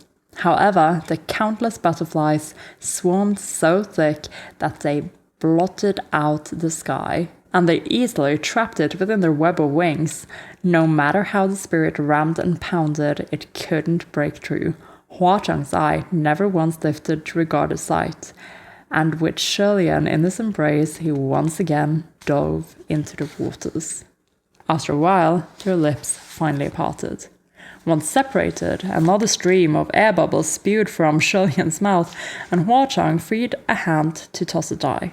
The die spun rapidly in the water. It spun out a strong, whirling current before it finally stilled. Afterward, HuaChang and HuaLian once again surfaced.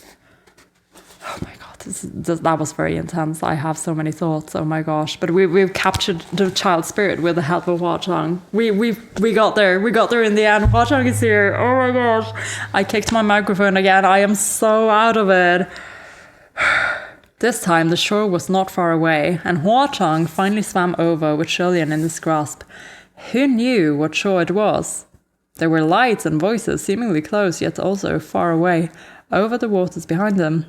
The swarm of butterflies shot into the sky with a cloud of black smoke in their captive, flying toward the faint lights in the distance and leaving the fading trail of the child spirit's wails in their wake. As Mom. HuaLian and HuaChang climbed the shore and collapsed heavily on the ground to stare at each other. Oh my fucking god! Like I get that the whole thing about this is like HuaLian had these thoughts. Like HuaChang was probably doing it to stop the it's one of those typical sorts of situation of well, I had to do it because I wanted to save you. Transferring air and then stopping the child spirit from assaulting HuaLian, but I'm sure, like, how many times did you go around that with yourself, HuaChang? You could have used your hand. I'm sure. Okay, the transfer of air, I guess, but oh my gosh. This is a little tropey. It is a little tropey is what I'm trying to say, but I don't mind at this moment. I do not mind. Now, HuaLian was finally able to take a good look at him. It had in fact only been a few days since they parted ways, but HuaLian felt like it had been a long time since they were last in each other's company. Same! Fucking same, HuaLian. Well, he was there for the whole second arc actually, but HuaChang. HuaChang looked good in different ways each time they met. This time, he seemed older by a couple of years. His face had always been handsome, but out of the water it was even more eye-catching. His locks were exceedingly black, his skin extremely pale, and on the right side of his cheek, a very thin braid with a red string was intricately woven through his hair. For the first time, HuaLian realized that HuaChang's hairline was a subtle widow's peak. I don't know what that means. It made his face look even more shapely and fine. The black eye patch covering his eye added a murderous aura that muted this elegance, but it balanced his good looks almost perfectly. HuaChang's brow was knitted, as if he was enduring a most arduous ache. He gasped a few times before he opened his mouth to speak, his voice distinctly lower than before. Yeah, because he's kind of aware that he's super, super overstepped. Oh my gosh. Your Highness, From the hair on his head to the clothes on his body, HuaLian's entire person was dripping with water. His lips were swollen, his eyes vacant. He was dazed for a good moment before he managed to stammer out.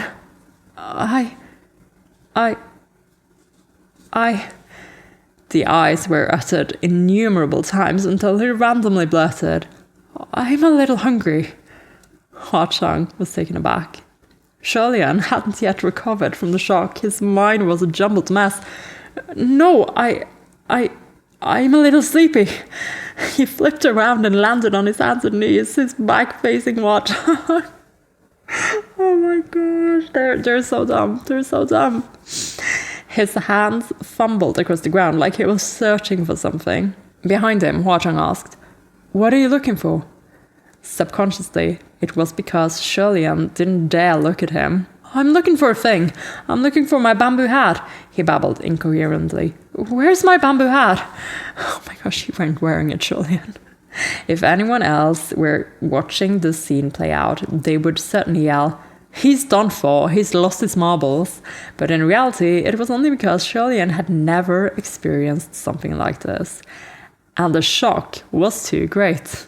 You see, he had simply lost control a little. HuaLian crawled around on his hands and knees and continued to mumble to himself, shuffling away with his back still facing HuaChang. I can't find it. I'm leaving now. I'm going home to eat. I need to go collect some scraps. Oh my god, he's totally out of it. I'm sorry, Hua-Chang said. Oh my god. Sensing that the voice behind him was coming close, HuaLian jumped to his feet and cried, I'm leaving now. That was practically a cry for help, Hua-Chang hastily said. No. HuaLian tried to run, but after only a few steps, his ankle twisted and he fell to the ground. He looked back to see a trail of blood behind him. The needle was now completely, deeply embedded in the bottom of his foot. Oh my gosh, the needle, of course. We gotta get that needle out, Hua-Chang. We gotta get him some first aid. Hua-Chang seized his ankle, his voice alarmed. What's wrong? HuaLian immediately tried to pull his leg out of that grip. Nothing. It doesn't hurt at all. It's fine. Hua-Chang was slightly angered by this. How can it not hurt? Then his hands moved. He was actually going to remove HuaLian's boot. Terrified, HuaLian scrambled away again, exclaiming as he crawled, No, there is no need. He kept crawling, kept trying to scamper off, but Hua-Chang held him tightly and stopped him from doing so. The chaos finally caught the attention of everyone else on the shore, and in a racket as noisy as the beating of drums and gongs and other hellish clamour, a squawking crowd of who knew what kind of weirdos surrounded them. Who goes there? Who dares? Don't you know what place this is? Are you done with life or do you want to die again? Holy crap, ain't that Chengchu? The crowd of ghosts immediately hollered in unison. Good day, your old lordship! Oh my god. We're in Ghost City. There were a number of ghosts in the crowd who he remembered seeing the last time he came by. HuaLian even saw a familiar hog's head. He and Hua-Chang were surrounded by countless humans and ghosts alike, watching them. They were drenched from head to toe, and Hua-Chang still had HuaLian's ankle in his hand, grasped in his hand, not letting go. This was such a shocking scene that it finally snapped HuaLian out of his titsy. Once the crowd of ghosts recognized Hua-Chang, they became even more excited, shouting their encouragement. Chengju, are you trying to...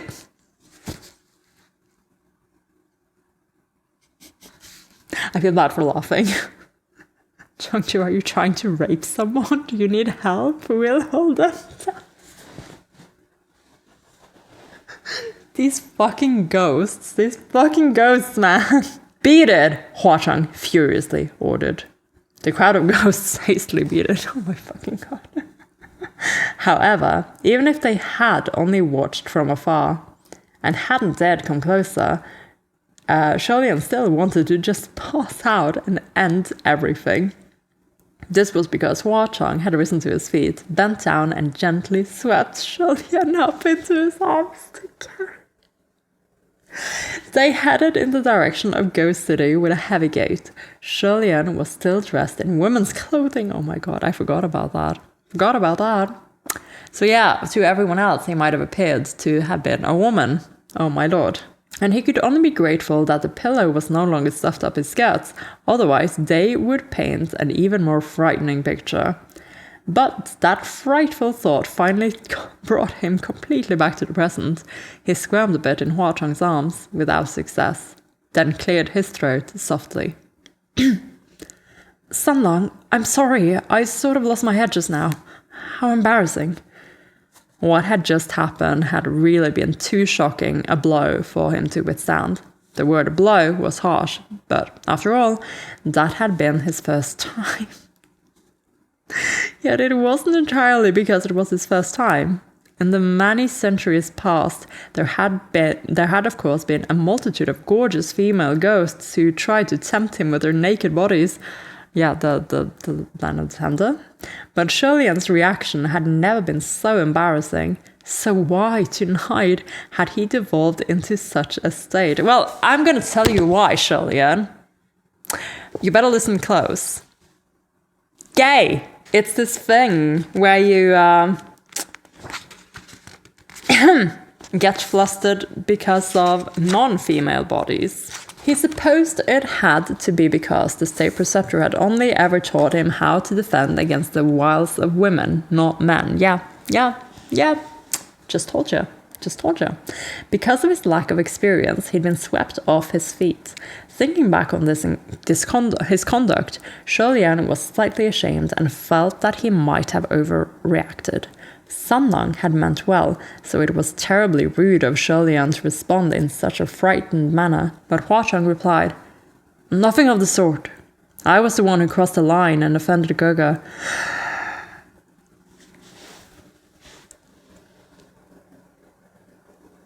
Where's my tally? Where's my Gaga tally? Very first Gaga, page 312. Better remember this, guys. Oh my god. We have a Gaga. I got so distracted, like this whole scene has me in such a mess, and I'm reading way more than I was supposed to this time around, but oh my gosh. Sandang should be the one apologizing. Seeing that he hadn't taken it to heart, HuaLian secretly let out a breath of relief. "I was in dire straits, and you were only trying to help. It wasn't really a big deal in the first place." "Oh, that's right." HuaLian just remembered his mission. "Sandang, why have you suddenly appeared? Where's that child spirit?" Huachang, however, replied authoritatively, "Treating your wounds comes first." During their exchange, they had arrived at a magnificent building. HuaLian looked up to see, hanging upon the entrance, the establishment plaque of Paradise Manor. Rebuilt! Like new, he was astonished. Had Paradise Manor really been rebuilt so fast after it burned down?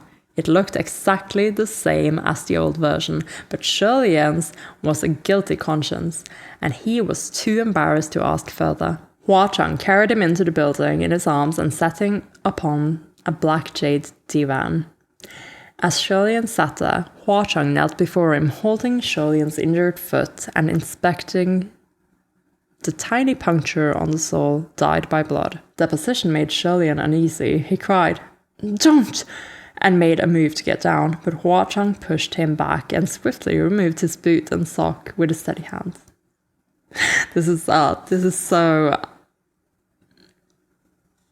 This sort of intimacy, but it's like caring. And this leg also happened to be the one holding the cursed shackle. Oh my god. The deep black chain locked around that clean white ankle made for a powerful contrast. Huachang's eyes only lingered for a moment on that soft ankle before his palm pressed against HuaLian's injured foot. "This might hurt a bit," Huachang murmured. "Don't hold it in, Gaga. Say something if it hurts." I can't believe we're getting... I need to keep the Gaga tally close again. Oh my gosh, I can't believe this. The drought. Like, I thought there had been a drought in Volume 1. These are the first Gagas in all of Volume 3. I can't believe it. The Gaga machine has been activated. HuaLian trailed off. Before he could finish, he felt Huachang squeeze with a bit of force. Pain crawled up his leg, and he couldn't help but shrink back. Huachang's strength was extremely controlled, and little discomforts of this sort were normally nothing to HuaLian, but for some reason, HuaLian seemed unable to hide his pain in front of Huachang. Maybe what Huachang told him beforehand had made him try extra hard to endure the pain, and his efforts backfired. Sensing HuaLian shrink back, Huachang held his ankle tighter and reassured him with a soft voice. "Don't worry, it'll be over soon. Don't be scared." HuaLian shook his head, but Huachang's hands became even gentler. He operated speedily, and when he raised his hand again, the tiny needle had been extracted. "All right, it's done." HuaLian focused on the tip of that needle. It shone with a vicious glint. Huachang closed his fingers and crushed it easily into nothing but a small puff of black vapor that dissipated into the air. Seeing this, HuaLian put aside his discomfort and commented soberly, "What intense resentment! A typical fetus spirit wouldn't have powers that strong." "It's an atypical fetus spirit." "Okay." Huachang stood. "You're right. So this fetus spirit must not derive from a normal miscarriage. So that was not a normal miscarriage, oh my lord. A masked man entered just then with his head down. He presented a clay pot with both hands and handed it to HuaLian. I'm just trying to check if this is the waning moon officer. HuaLian checked to see if that man's wrists still carried a cursed shackle. Yep, that's him. But this time, the man's sleeves were tied fully and completely. HuaLian took the pot. Oh, by the way, now it's tied fully and completely. Like, you're not, like, even getting a glimpse of it. That tells me he must have been trying to show HuaLian that. He must have been.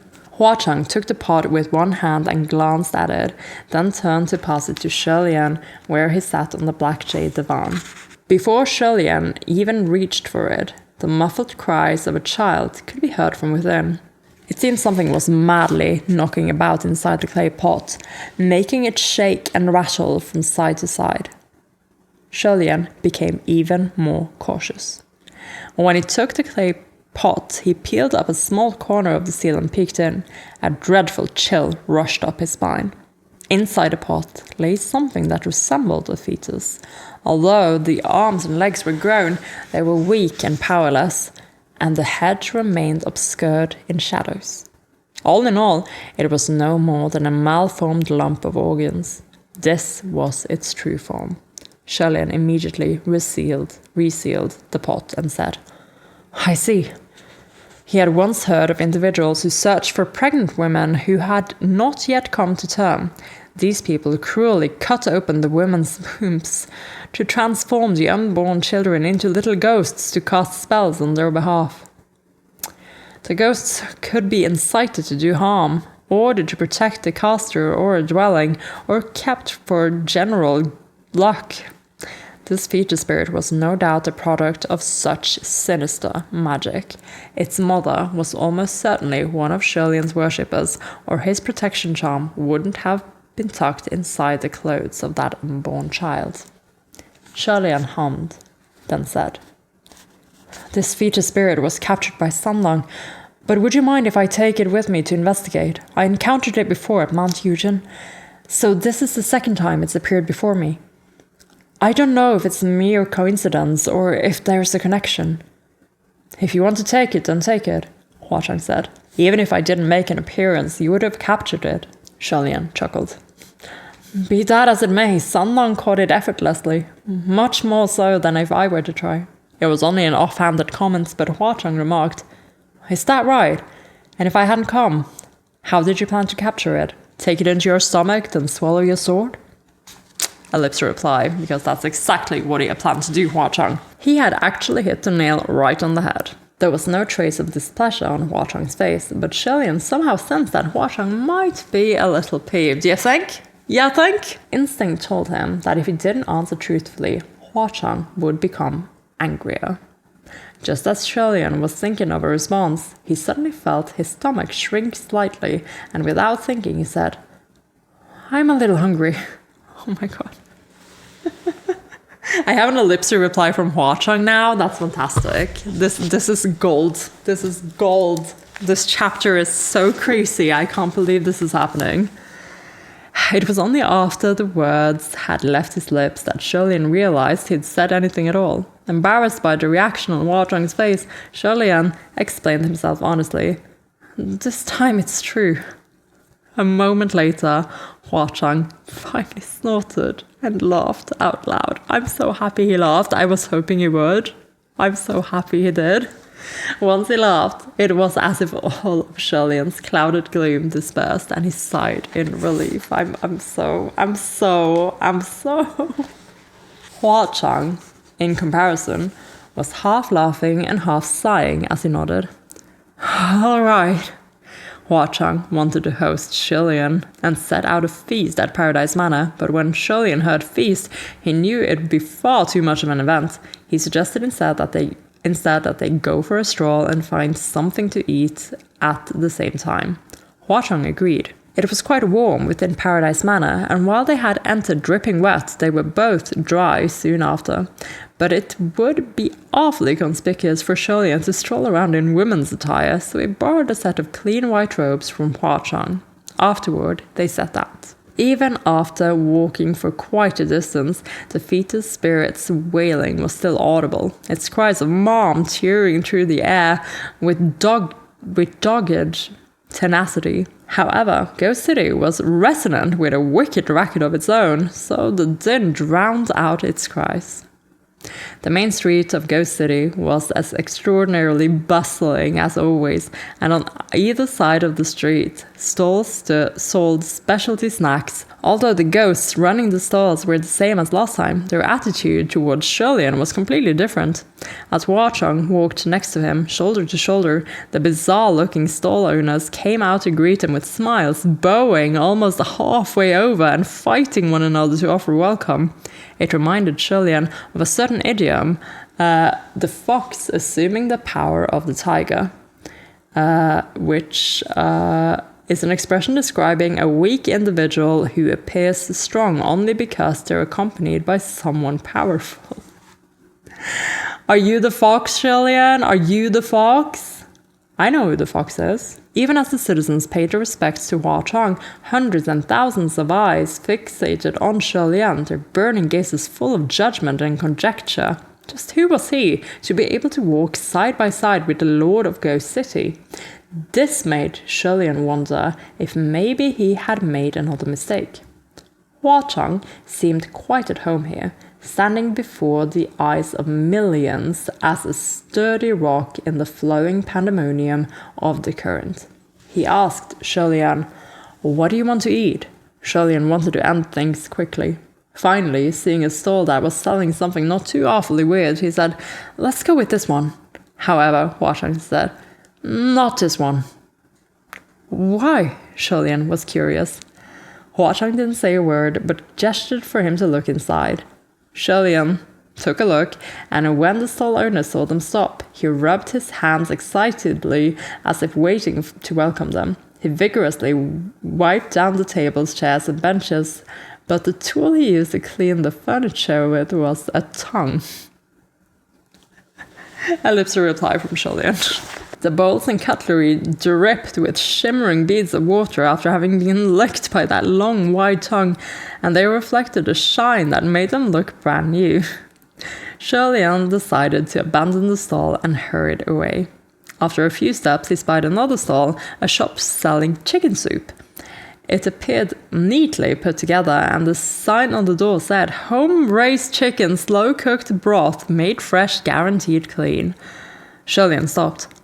"Oh, chicken soup. How about a bowl?" HuaChang, however, said again, "Not this one either." HuaLian got it. "Is the problem with the dishware or the chicken?" HuaChang brought him into the shop, peeled aside a set of curtains, and gestured for HuaLian to look.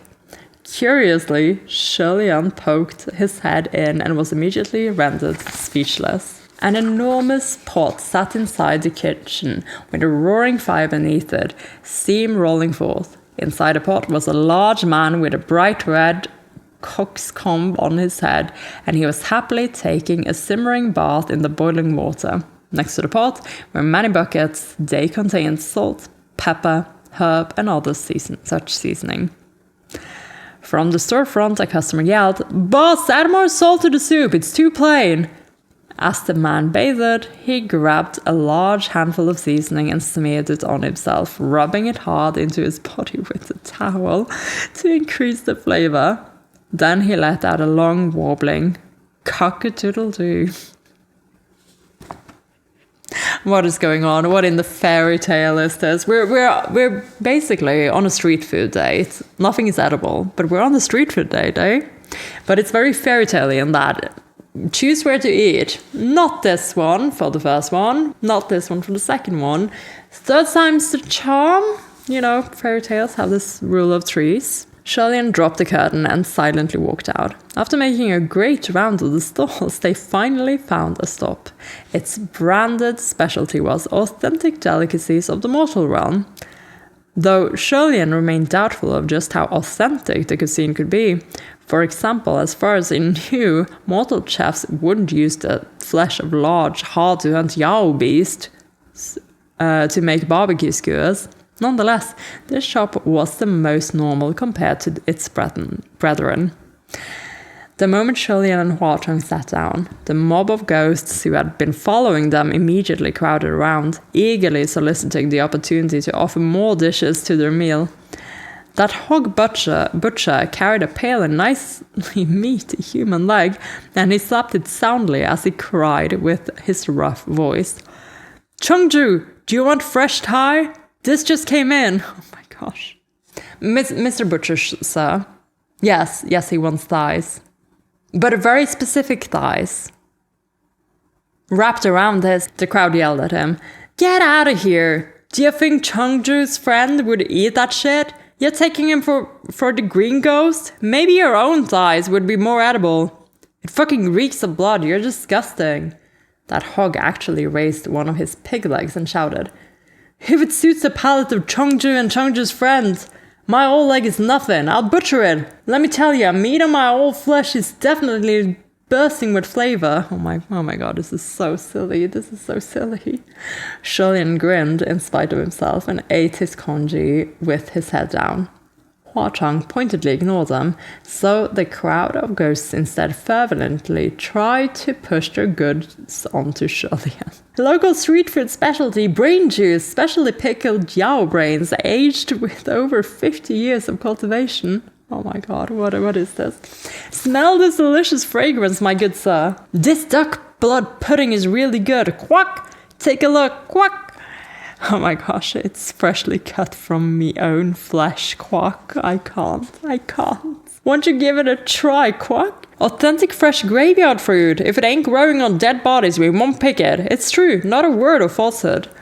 Mountains and mountains of food were offered, so much that HuaLian had trouble seeing it all, and he thanked them endlessly.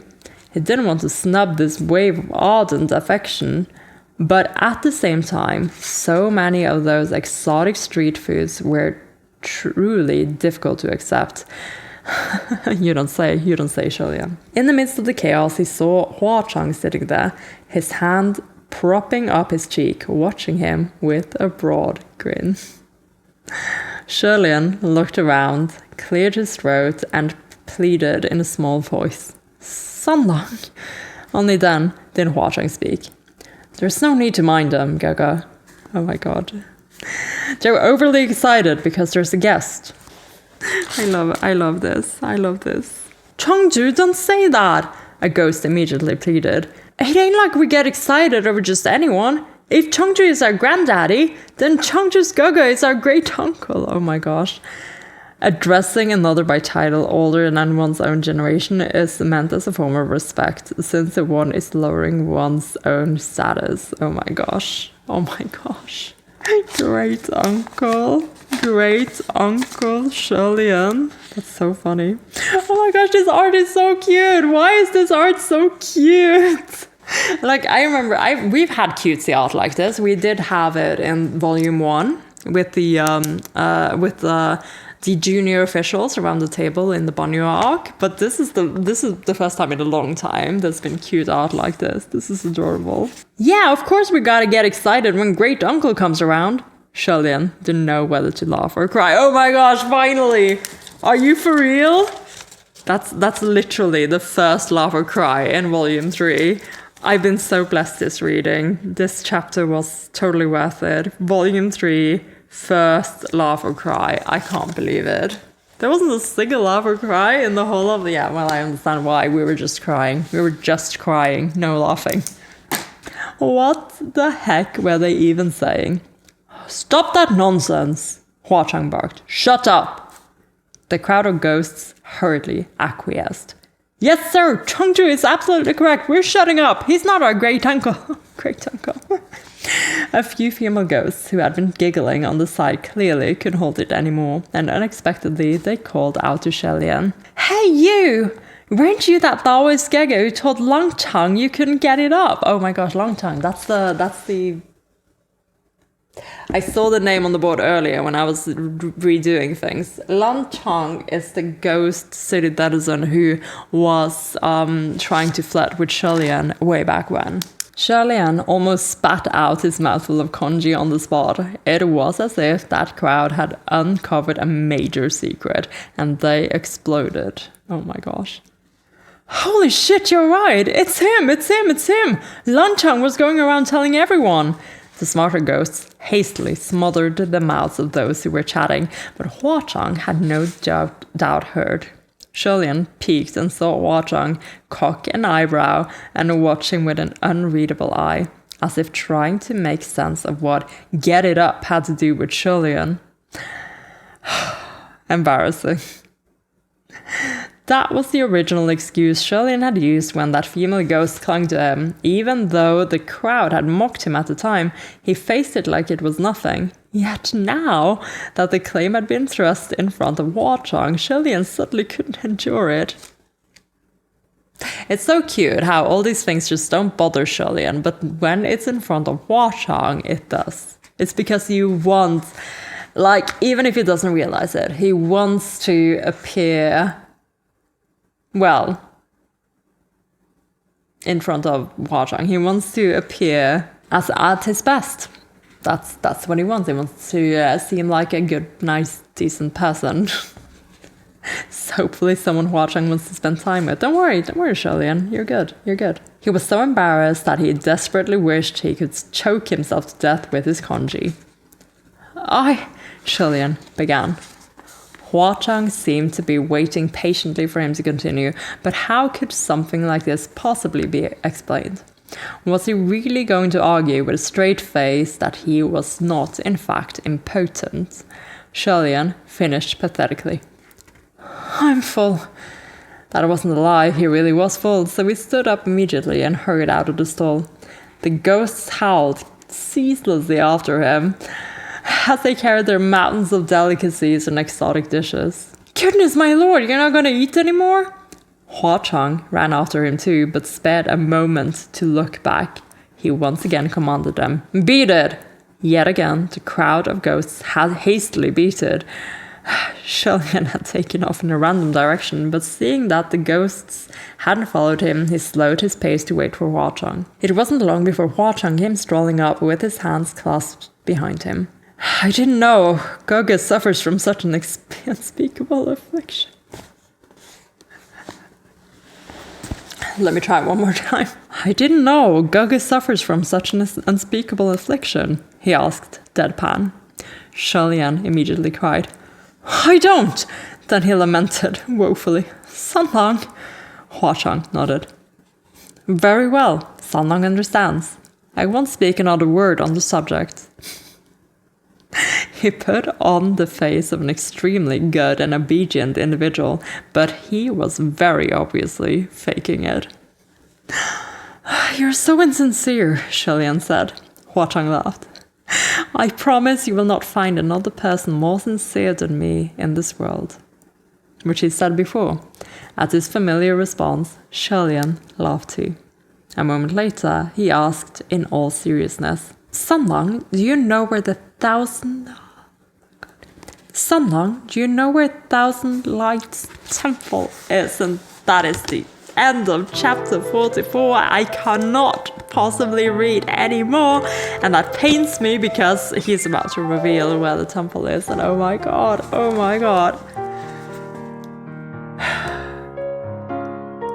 We got there. We got there in the end, guys. We not only did we get the cover scene, we got so much more. We technically got HuaLian's first kiss is what we got. Like, not in a very romantic sense. It was covered by the trope of, well, we had to do it, which is so frustrating, but at the same time, it's got HuaLian reeling. Like, there are so many hints to him. Simply, like, he's just so fucking attracted to this dude, and I get it. I fucking get it. And there are so many hints towards this, but HuaLian is just misinterpreting them all. Like, slowly getting there, slowly realizing that everything HuaLian is, everything he defines himself as, he is different in front of Hwa-Chang. The fact that he wants to appear, you know, put together and proper in front of him, the fact that he can't live with this embarrassment of being impotent, I guess. Like, is there a reason why you'd want him to know that you can get it up, HuaLian? Have you thought about that? Is there a reason why you'd want him to know? Oh my lord. Oh my gosh, it's so dumb, it's so silly. This whole chapter has me in for such a loop. And, you know, at the same time, it's what I said. We needed that HuaLian plot. We needed that development, and the development sure is happening. We are playing around a lot. We have captured the child spirit. We're walking around with it in a little pod. I've already kind of told you my theories on the plot of the child spirit, but to summarize, it is connected to that woman in Chandler, one of HuaLian's believers. And now we know that it was probably not an accidental miscarriage. This is some evil shit. And now we have this incredibly evil fetus spirit. So the child spirit, actually fetus spirit, and I'm gonna move it over here for now because of my theory. And then we'll just have to see where this ends up. It's just a woman in Chandler. We know a couple of women in Chandler actually, but one of them is HuaLian's mother. Yeah, so it's this one. It's gotta be if we're playing MXTX's little game of connecting the dots. And goodness me, I am the tallies, guys, the tallies. I am too exhausted to say anything else other than I am digesting the HuaLian. I am feasting actually. It's been super exciting. And now we're with Sanlang. I'm so happy that I got to see him. I should have stopped after the first 2 chapters when I knew he was there, but I just couldn't because it was, yeah, you know why I couldn't. I had to know, and I could just stop after 1 page. I had to read a whole other chapter.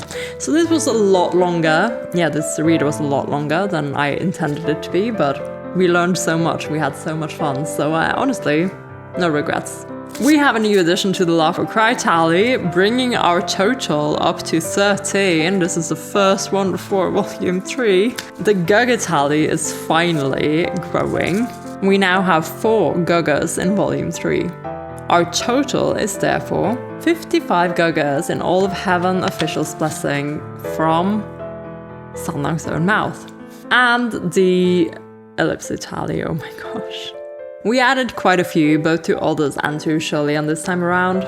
So far in volume 3, HuaLian has had 20 such replies. Our total for all of the books is therefore 63. And others are at a total of 29. 9 so far in volume 3. And yeah, I don't have anything else to bring to this post discussion. I hope you enjoyed all my emotions throughout this read, because oh my gosh, what a roller coaster. I guess I'll have to come out on the other side trying to think where the heck we're going now, because I did not expect the child spirit to come back into play so quickly. I thought the underwater thing had to do with Sherwood. And now I know that this scene has nothing to do with that, so I have to kind of reconstruct what I think is going to happen. So next time you see me, I'll come back with new predictions, I guess, for the next timeline, for the timeline going forward. And yeah, that was a lot. There was a lot going on, and there were so many things that I could kind of like prick at, like tiny things that I didn't really spend a lot of time talking about. But there were so many characters and so many different things happening, and then this little plot with the pregnancy horror that kind of is gonna make sure that I sleep well tonight. And of course, again, just look, I love how fucking awkward they were after that whole thing. And then they just say something silly and they laugh, and it's just so, they're so comfortable. I can't believe I love them so much. This is so cute. And yes, a little tropey. I keep coming back to that. Yes, it is a little tropey, but I find it so cute. And you should too, convert to HuaLianism today. And so without further ado, this has been Amelia, aka Space.Puffin, and I will see you in the next one.